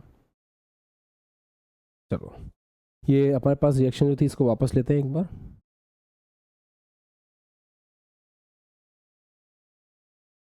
अब मैं आपको वो कैप्सूल बता रहा हूँ जिस कैप्सूल से आप डायरेक्ट पता लगा सकते हो कि रस समीकरण मिति गुणांक देख करके कि सीमांत अभिकर्मक कौन है। इधर आओ, रिएक्शन को बैलेंस किया। रिएक्शन को बैलेंस करने के बाद सबसे पहले अगर दे रखी है बैलेंस तो ठीक है, नहीं तो बैलेंस करेंगे। इसके कितने मोल दे रखे हैं? दिया है, जो मोल दिए हैं वो लिखने पड़ेंगे। तो इसके कितने मोल दे रखे हैं? 10। और इसके कितने मोल दे रखे हैं? 15। कुछ नहीं करना है, ए के लिए एक वैल्यू कैलकुलेट करनी है, बी के लिए एक वैल्यू कैलकुलेट करनी है। वो वैल्यू कौन सी है? ए के जो मोल सवाल में दिए हैं, जो मोल सवाल में दिए हैं,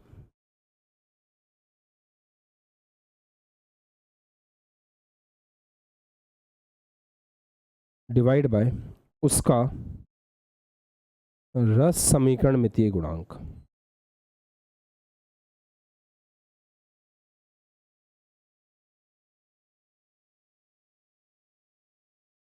जो मोल सवाल में दिए हैं डिवाइड बाय उसका रस समीकरण मितीय गुणांक। इसके लिए भी ऐसा ही है, जो मोल सवाल में दिए हैं डिवाइड बाय उसका रस समीकरण मितीय गुणांक। अच्छा, कौन से मोल सवाल में दिए हैं? ए के कितने मोल सवाल में दिए हैं? 10। ए का रस समीकरण मितीय गुणांक कितना है? 3। इसका 15/5। इसकी वैल्यू आ रही है 3, इसकी वैल्यू आ रही है 3.3। जो वैल्यू कम है, दोनों में से जिसकी भी वैल्यू कम है, इसकी वैल्यू कम है, तो जिसकी वैल्यू कम है वो होगा LR। LR मतलब सीमांत अभिकर्मक। खत्म। तो यहां पे ये होगा सीमांत अभिकर्मक।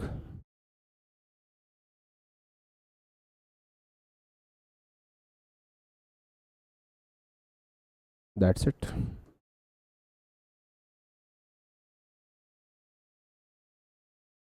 हो गया, ये होगा सीमांत अभिकर्मक।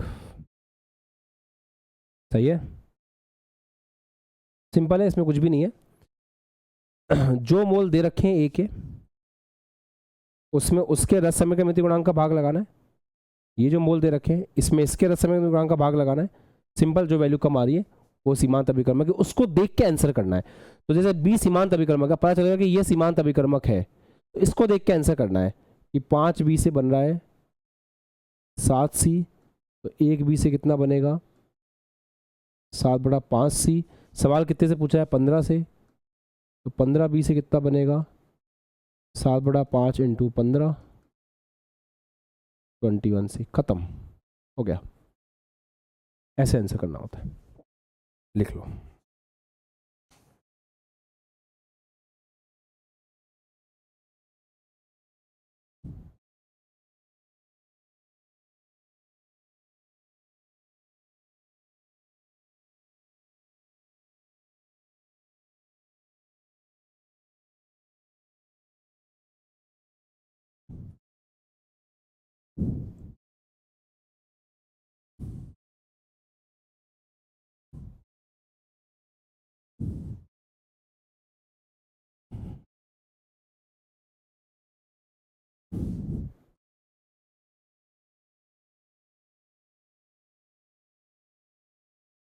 इसके बाद ये सवाल करो।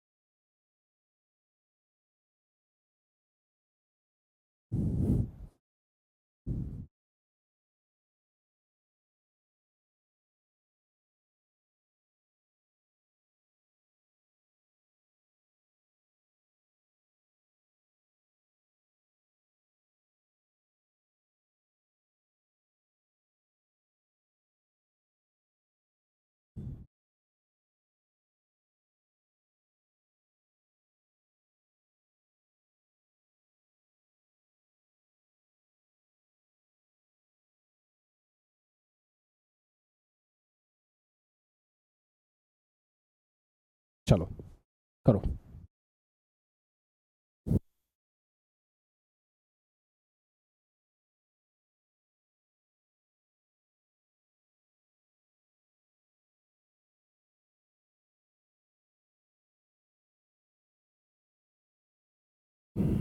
देखें, अच्छा सवाल था, करके देखते हैं कैसे होगा।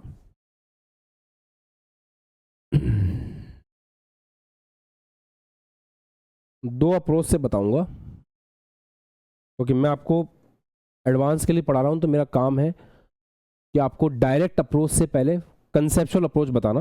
कंसेप्चुअल अप्रोच के बाद में डायरेक्ट अप्रोच भी होती है, जैसा कि आपने देख ही लिया कि सवाल ऐसे भी हो सकता है, पर पहले हम पूरी अप्रोच से करते हैं, 100% सिस्टमेटिक अप्रोच से। सबसे पहले इसमें लिमिटिंग रीजन ढूंढ लिया होगा आपने, मेरी जरूरत तो आपको पड़ेगी नहीं इसमें। लिमिटिंग रीजन की बात करें,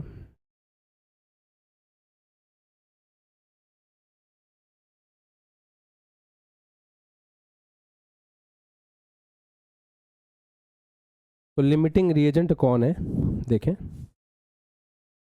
यहां पर ए के मोल सवाल ने दे रखे हैं 10 मोल, और बी के दे रखे हैं 13 मोल। ठीक है, अब ऐसे देखो, ऐसा समझो कि इसका मोल जो दिए हुए हैं वो दिए हुए हैं 10, इसका रस समीकरण मिति गुणांक है 4, 2.5 वैल्यू आ गई। इसके मोल दे रखे हैं 13, इसका रस समीकरण मिति गुणांक है 5, 2.6 आ गई। ये कम है, मतलब ये है लिमिटिंग रिएजेंट। तो क्या आप सब बच्चों का भी लिमिटिंग एजेंट ए ही निकल करके आया था? वेरी गुड, कांग्रेचुलेशंस, बढ़िया। अब इसके हिसाब से देखें, मतलब बी 13 मोल से 0 हो जाएगा, खत्म। बी बाद में पूरा खत्म हो जाएगा, सॉरी ए नॉट बी, ए पूरा खत्म हो जाएगा। जब ए पूरा खत्म हो जाएगा तो ये तो 0 हो जाएगा। अब ए मरते मरते जितना सी बना के जाएगा और जितना डी बना के जाएगा वो आपका आंसर है। तो जैसा कि हम रस समीकरण मिति से देख पा रहे हैं, कि 4A से 6C बन रहा है, तो 1A से 6/4C बनेगा। सवाल ने 10 मोल दिया है, तो 10 मोल से कितना बनेगा? 6/4 इंटू 10, 60/4C। क्या हम सब बच्चों का आंसर ये आया था, 60/4C? एक सेकंड, यहाँ से मेरे लॉग आउट हो गया, आप लोग दिखना बंद हो गए।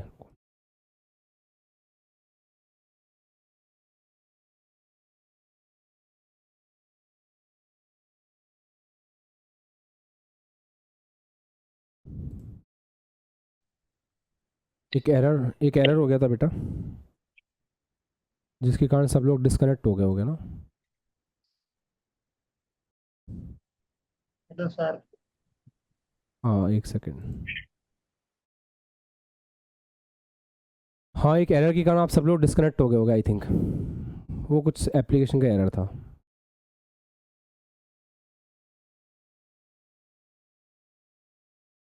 चलो कोई बात नहीं, अभी ठीक है।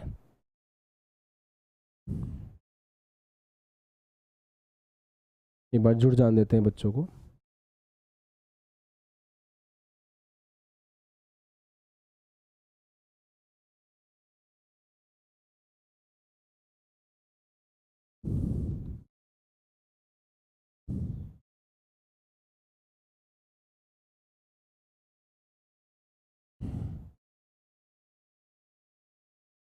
चलिए ठीक है, ठीक है।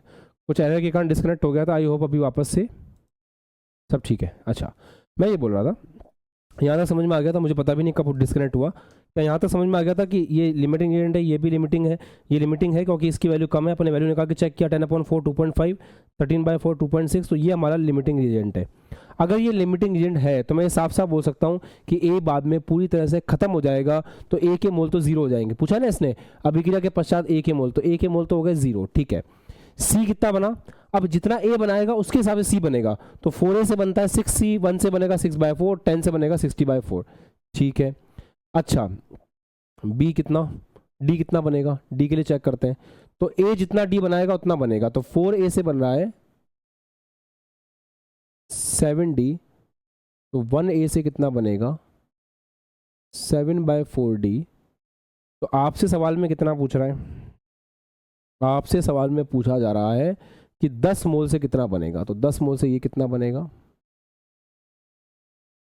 10 मोल ए से ये कितना बनेगा? 7/4 इंटू 10, 70/4D। ये सब बच्चों को समझ में आ गया है? अब यहाँ एक छोटा सा गेम और है, ये निकल के आ गया सी कितना बना, डी कितना बना। अब हमें उसने पूछा है अभिक्रिया के पश्चात एक कितना बचा, एक के कितने मोल बचे, एक के कितने मोल बचे। अब ये बताना तो बेहद आसान है, क्योंकि ए हमारा लिमिटिंग एजेंट है तो उसका कुछ भी नहीं बचेगा, वो पूरा खत्म हो जाएगा। परंतु सवाल ने ये भी पूछा है कि बी के कितने मोल बचे, वो कैसे निकालेंगे? तो बी के कितने मोल थे स्टार्टिंग में? 13, 13 में से खर्च कितने हो गए वो देखना पड़ेगा। ऐसे माइनस करके निकाल पाएंगे कि 13 में से खर्च कितने हो गए। अब 13 में से कितने खर्च हुए इसका पता कैसे लगेगा?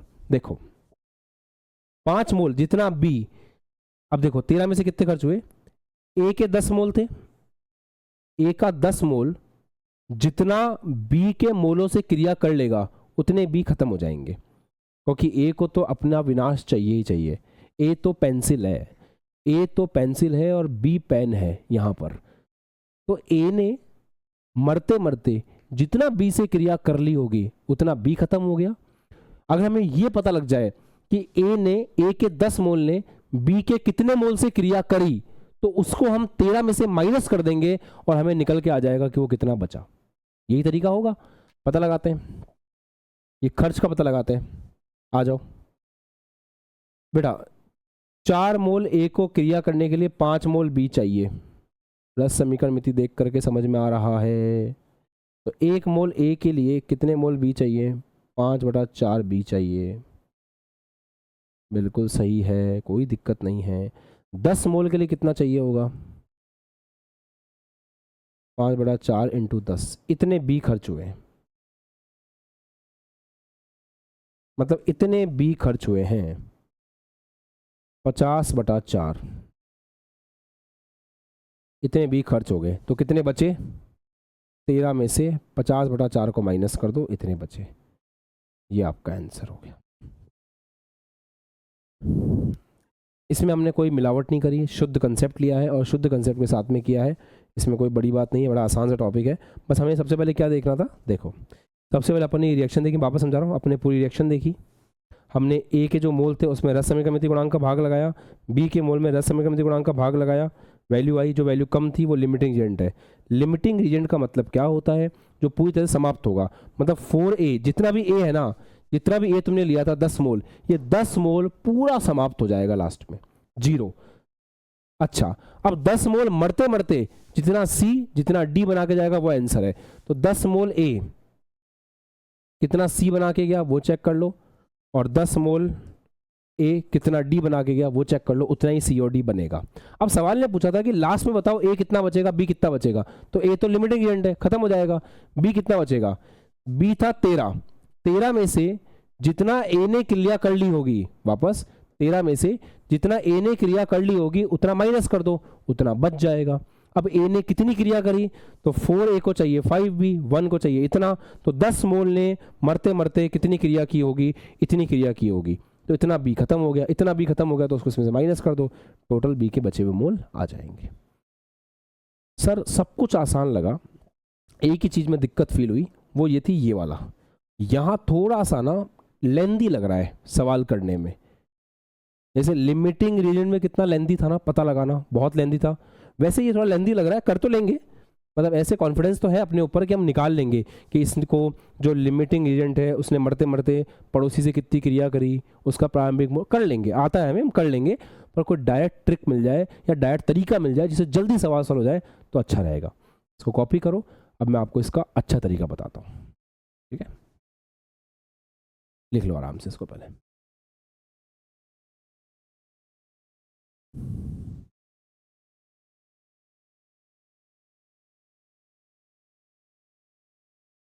और आज क्लासरूम एग्जाम्पल्स में मेहनत करना, थोड़ा टाइम देना।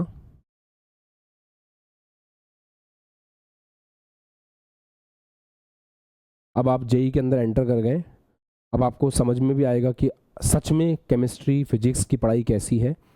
10th में की गई लापरवाही या 10th में बिल्कुल फर्जी बोर्ड से अगर आप पास होके आए हो, वो सब दिखाई देगा यहाँ पे। ऑनेस्टली स्पीकिंग, बिहार बोर्ड के जितने भी बच्चे हैं उनको बहुत चैलेंज आएगा, बिकॉज उस बोर्ड का कोई लेवल नहीं है। जो सच है वो बिल्कुल मुंह पे बोलता हूँ क्लियरली। तो जितने बिहार बोर्ड के बच्चे हैं थोड़ा सा स्ट्रगल ज़्यादा रहेगा, बट सच हकीकत तो यही है। यूपी बोर्ड के बच्चे फिर भी ठीक ठाक फील करेंगे 10th में, हाँ ठीक ठाक उनका पेपर होता है। सीबीएसई हिंदी मीडियम के बच्चे एकदम मस्त, उनको तो बहुत अच्छे लेवल का पढ़ाया जाता है। पर अब हो गया, जितना सब स्टैंडर्ड पढ़ना था पढ़ लिया, अब अपन को स्टैंडर्ड पढ़ाई करनी है। टाइम दो, टॉपिक को वापस देखना पड़ जाए कभी कभी, वापस देखो उस पोर्शन को, वापस देखो, सवाल लगाओ, प्रैक्टिस करो, अपने आप को सेट करो जेईई और नीट के लिए।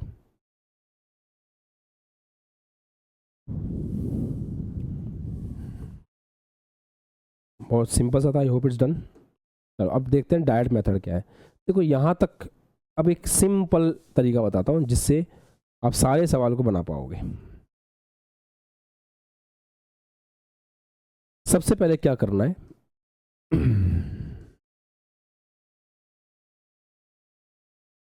प्रारंभ में, शुरुआत में इसके 10 मोल हैं, इसके 13 मोल हैं। थोड़ी बहुत रस समीकरण आती है क्या? अगर नहीं भी आती है तो चलेगा, एक अरेंजमेंट दिखा रहा हूँ उसको फील करना। अभिक्रिया होने के पश्चात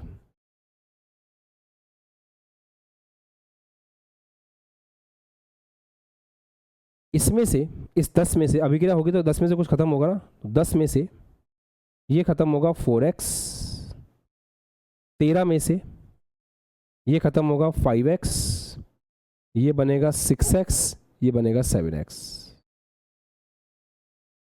ये फील करने वाली बात है। देखो 4 मोल ए के क्रिया करेंगे तो 5 मोल बी के खत्म होंगे, तो 6 मोल सी के बनेंगे और 7 मोल डी के बनेंगे। यही रस समीकरण में थी है। तो अगर इसके 4x खत्म हुए तो इसके 5x खत्म होंगे, इसके 6x बनेंगे और इसके 7x बनेंगे। बेसिक बात है, लॉजिकल बात है। देखो, इसके जब 4 मोल खत्म होते हैं तो इसके 5 मोल खत्म होते हैं, तो इसके 6 मोल बनते हैं और इसके 7 मोल बनते हैं। जब ए के 4 मोल क्रिया करते हैं, ए क्रिया करते हैं, तो बी के 5 मोल क्रिया करते हैं, तो सी के 6 मोल बनते हैं और डी के 7 मोल बनते हैं। मतलब जब ए के 4 मोल खत्म होंगे तो बी के 5 मोल खत्म होंगे, सी के 6 मोल बनेंगे और डी के 7 मोल बनेंगे। सबको x से गुणा कर दो। अगर इसके 4x खत्म हुए तो इसके 5x खत्म होंगे, इसके 6x बनेंगे और इसके 7x बनेंगे। That's it. लॉजिकल है। अरे यार घबराए का रहे हो, कुछ भी लिख लो, ये तो हमेशा सही है ना। मान लो ऐसी कोई रिएक्शन है, ऐसी कोई रिएक्शन है, तो इसमें क्या बोलोगे? जब इसके 6 मोल खत्म होंगे तो इसके 5 मोल खत्म होंगे, तो इसके 2 मोल बनेंगे, इसके 3 बनेंगे, इसके 6 बनेंगे। मतलब इसके जितने मोल थे, जब उसमें से 6x खत्म होगा तो इसमें से 5x खत्म होगा, ये 2x बनेगा, ये 3x बनेगा, ये 6x बनेगा। तो हमारे पास शुरुआत में कितने मोल थे? 10। तो 10 में से 4x खत्म हुआ, इसमें 13 में से 5x खत्म हुआ, तो ये 6x बनेगा, वो 7x बनेगा। बस ये तो हम लिख ही सकते हैं ना। अच्छा, लिमिटिंग रीजन निकालना आसान है क्या? चेक करो, लिमिटिंग रीजन निकालना आसान है क्या? बिल्कुल सर, ए के लिए वही तरीका, उसके मोल, उसका रस समीकरण गुणांक, वैल्यू आ रही है 2.5।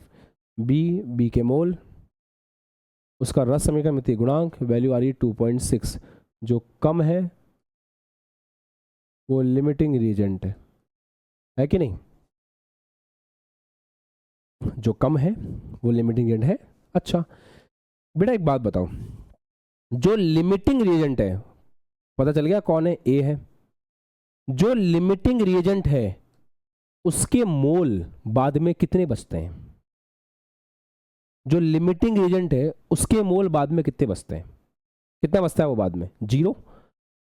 तो अभिक्रिया होने के पश्चात जो मोल है वो ये लिखे हुए। अब मैं बोल रहा हूं कि ए लिमिटिंग रिएजेंट है, तो क्योंकि ये सीमांत अभिकर्मक है तो इसके मोल बाद में कितने बचेंगे? 0। तो मैं 10 - 4x को किसके बराबर कर सकता हूं? 0 के बराबर कर सकता हूं। खत्म हो जाएगा ना लास्ट में। तो 10 - 4x हो गया 0। तो यहां से x कितना आ गया? 10/4। यहां से x कितना आ गया? 10/4। अच्छा, तो a कितना बचा? a कितना बचा? सर वो तो बचा ही नहीं, बेचारा खत्म हो गया। ठीक है, b कितना बचा? सर b बचा है 30 - 5x। x की वैल्यू कितनी है? 10/4।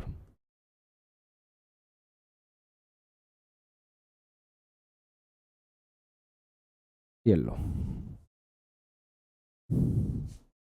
सेम। अच्छा, c कितना बना?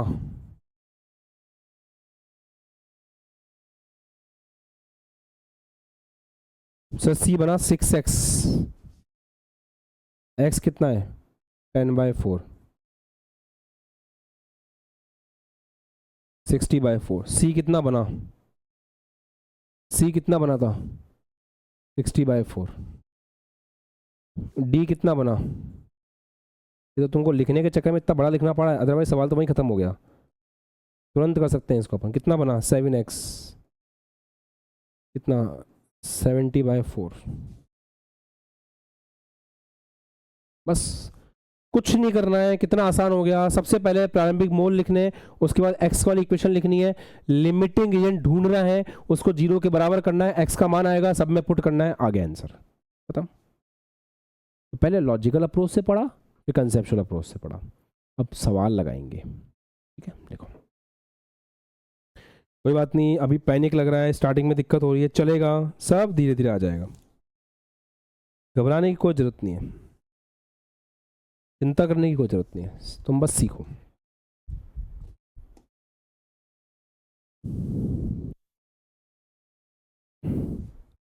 चलो अब एक सवाल करें।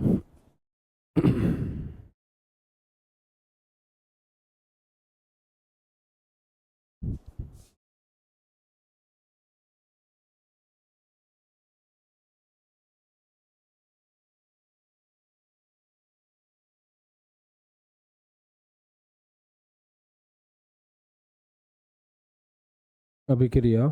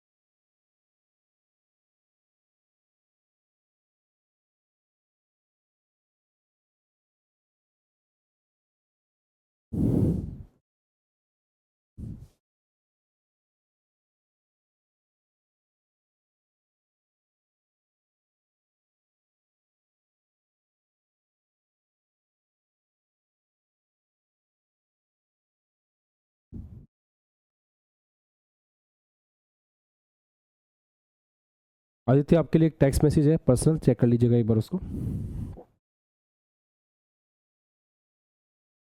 चलो देखें, अभिक्रिया अपने सामने है।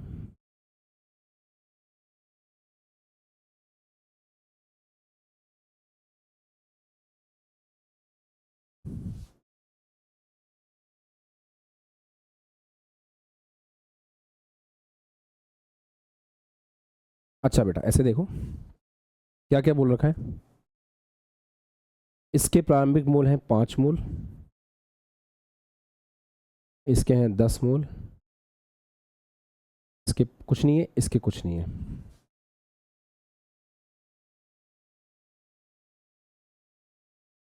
अभिक्रिया के पश्चात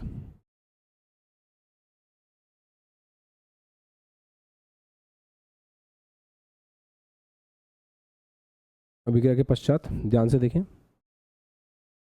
इसमें से अगर बैलेंस है ना, बिल्कुल हाँ, इसमें से अगर x कम होगा, 1 है ना यहाँ पे, इसमें से x कम होगा तो इसमें से 3x कम होगा। ये जो भी प्रारंभ में थे उसमें 2x जुड़ेगा, ये जो भी प्रारंभ में थे उसमें 3x जुड़ेगा। ये प्रारंभ में 5 था, ये 10 था, ये 0 था, ये 0 था, तो इसके 5 में से x कम होगा तो इसके 10 में से 3x कम होगा। इसमें जो भी था पहले उसमें 2x जुड़ेगा, इसमें 3x जुड़ेगा। अच्छा, क्या हम लिमिटिंग रीजन निकाल पाए हैं? एक बार Al2SO4 होल थ्राइस के लिए चेक करते हैं, इसके मोल 5, रस समीकरण 1। इसके लिए चेक करते हैं BaCl2 के लिए, इसके मोल 10, रस समीकरण मिति गुणांक 3। कौन कम है? ये कम है, ये कम है तो ये लिमिटिंग रिएजेंट है, मतलब ये आपका लिमिटिंग रिएजेंट है। बस पता चल गया तो मज़ा आ गया। इसको 0 के बराबर कर दो, यहाँ से x की वैल्यू कितनी आ रही है? 10/3, ख़त्म। तो BaCl2 बाद में कितना बचा? तो BaCl2 तो बाद में बचा 0।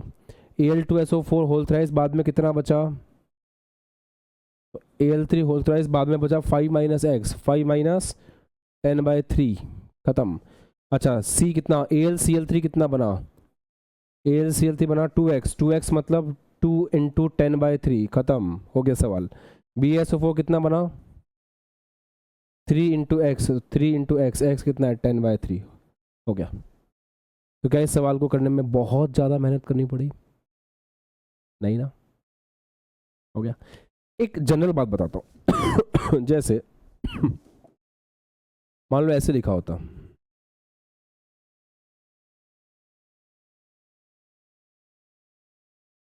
मान लो प्रारंभ में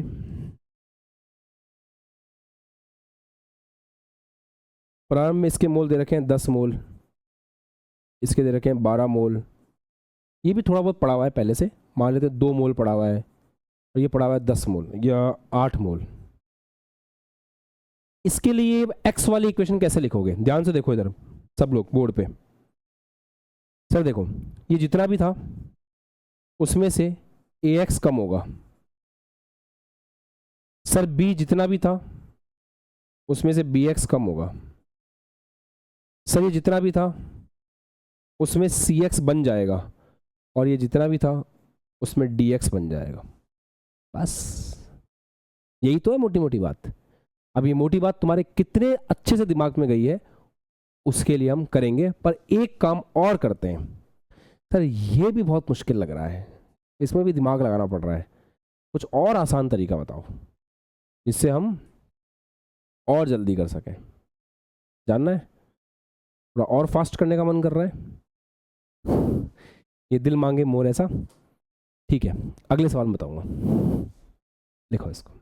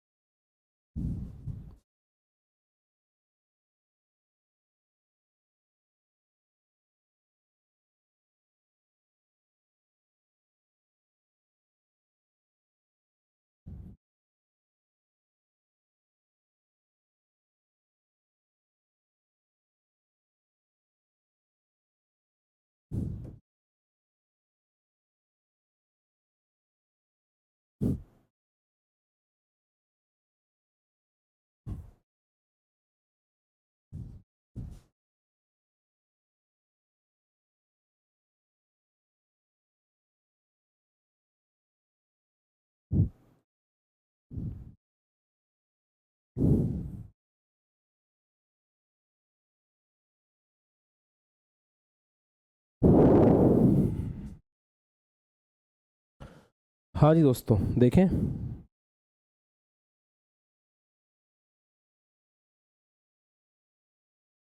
सबका ध्यान बोर्ड पे, लिखना बंद कर देंगे, कोई बात नहीं, हो जाएगा आपसे, मुझे पता है।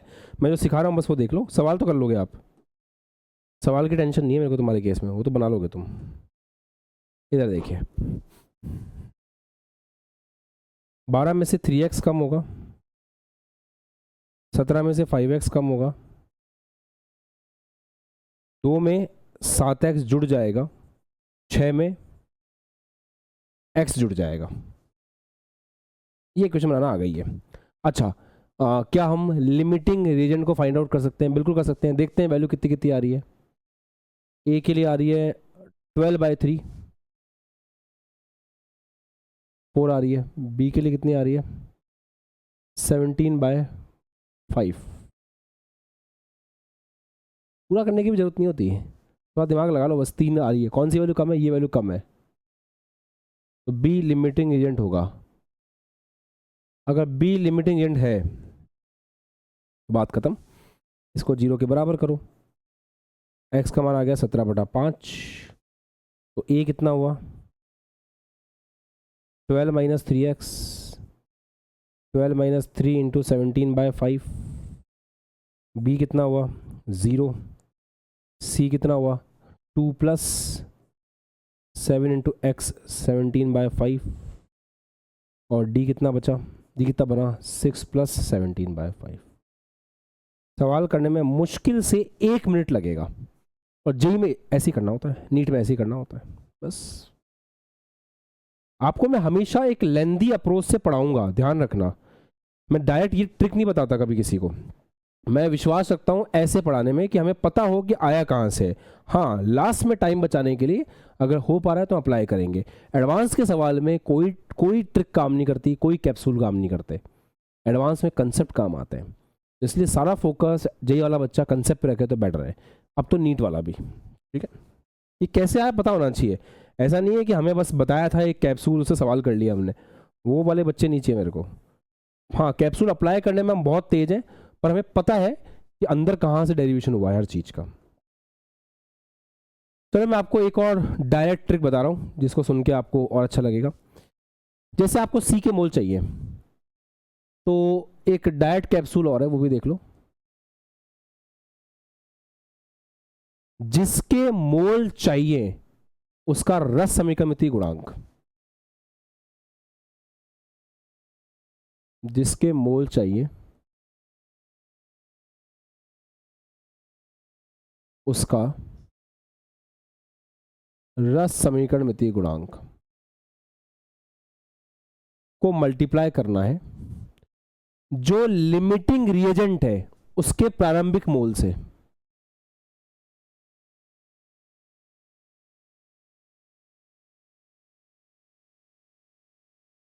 और भाग देना है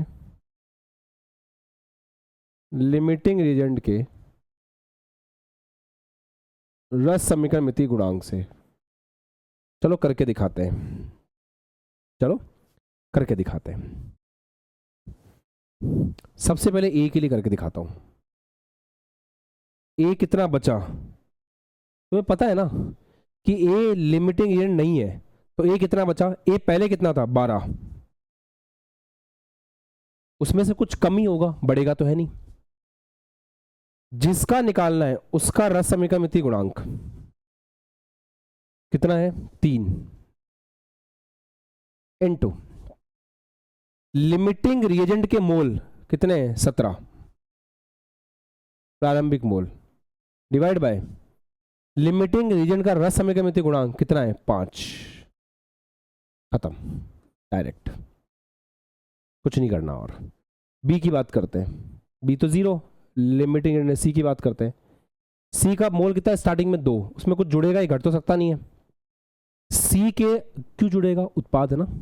सी का रस समीकरणिति गुणांक गुणा लिमिटिंग एजेंट के प्रारंभिक मोल डिवाइड बाय लिमिटिंग एजेंट का रस समीकरणिति गुणांक। खत्म, यही तो है, देख लो। और भी फास्ट, डी प्राइम में कितना है 6, उसमें जुड़ेगा ही, कम तो हो नहीं सकता। उसका रस समीकरणिति गुणांक लिमिटिंग एजेंट के प्रारंभिक मोल अपॉन लिमिटिंग एजेंट का रस समीकरणिति गुणांक, हो गया डायरेक्ट। ऐसे आप डायरेक्ट भी कर सकते हो, कोई दिक्कत नहीं है, आराम से करना, सवाल बनेंगे, कहीं कोई टेंशन नहीं आएगी। चलो ठीक है, लिख लो।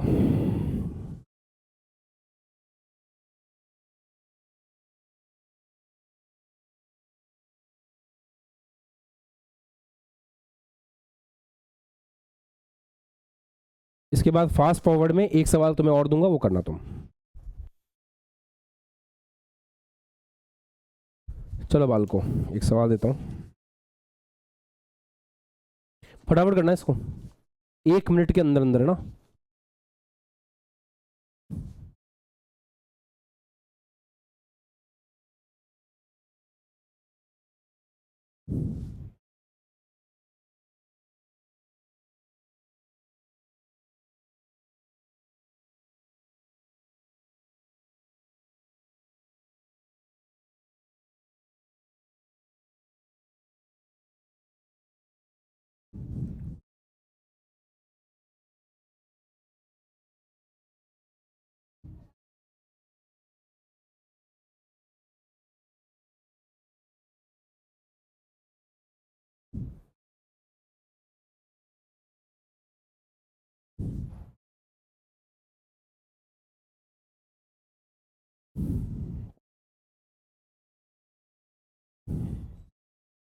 जल्दी।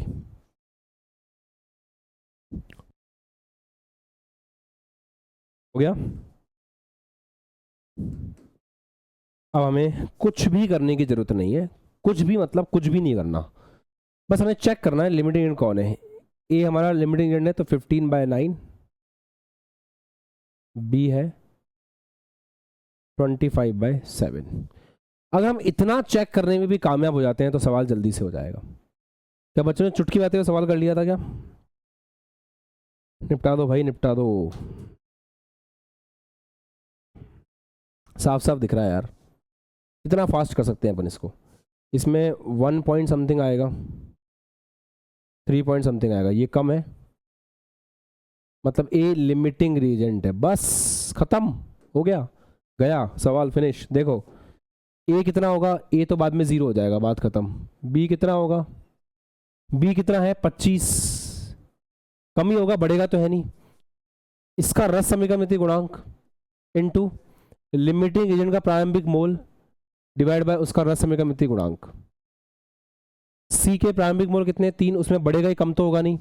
इसका रस समीकरण गुणांक इनटू लिमिटिंग एजेंट के प्रारंभिक मोल डिवाइड बाय उसका रस समीकरण गुणांक। डी, डी के मोल प्लस ही होगा, इसका रस समीकरण गुणांक इनटू लिमिटिंग एजेंट के प्रारंभिक मोल डिवाइड बाय उसका रस समीकरण गुणांक। Answer, that's it. कुछ भी करने की जरूरत नहीं थी, बस एलआर निकालना था, ऐसे सवाल बन जाता। ठीक है, तो आई होप आपको आज की सेशन में मजा आया होगा, और अब इस तरह के सेशन ही आपके लिए प्लान होंगे। अब आपको अगले 1 से 1.5 घंटे में एक डीपीपी मिलेगी, जिस डीपीपी में मोल कॉन्सेप्ट के सवाल होंगे उनको ट्राई कीजिएगा। ऑलरेडी एक डीपीपी आपको मोमेंटम एडवांस बैच में मिल चुकी है, तो अगर आपने सॉल्व नहीं किया, आपका टेलीग्राम ग्रुप आप ज्वाइन करके रखें, वहाँ पे मिलेगी डीपीपी आपको। ऐप में भी अपलोड होगी, बट ऐप में अपलोड होने में थोड़ा टाइम लग सकता है, वहाँ तुरंत मिल जाती है। तो सब टेलीग्राम ग्रुप के अंदर ज्वाइन रहेंगे, वहाँ पे आपको डीपीपी मिलेगी। आज शांति से बैठ के उस डीपीपी को सॉल्व करना है, कल आपको उस डीपीपी का सॉल्यूशन मिलेगा। तो आज आपने देखा, सॉल्व किया, जितने हो गए ठीक है, कल उसका सॉल्यूशन मिलेगा। तो ऐसे एक सिस्टमेटिक तरीके से हम लोग जेई की प्रिपरेशन करेंगे, ताकि आपको प्रैक्टिस करने का भी टाइम मिले, क्लास में आप अलर्ट भी रहो, और सवाल भी आप साथ साथ बनाते चलो। ये हमारी जिम्मेदारी है, हमारा टाइम टेबल है, बस आपको अच्छे से फॉलो करना है। डन।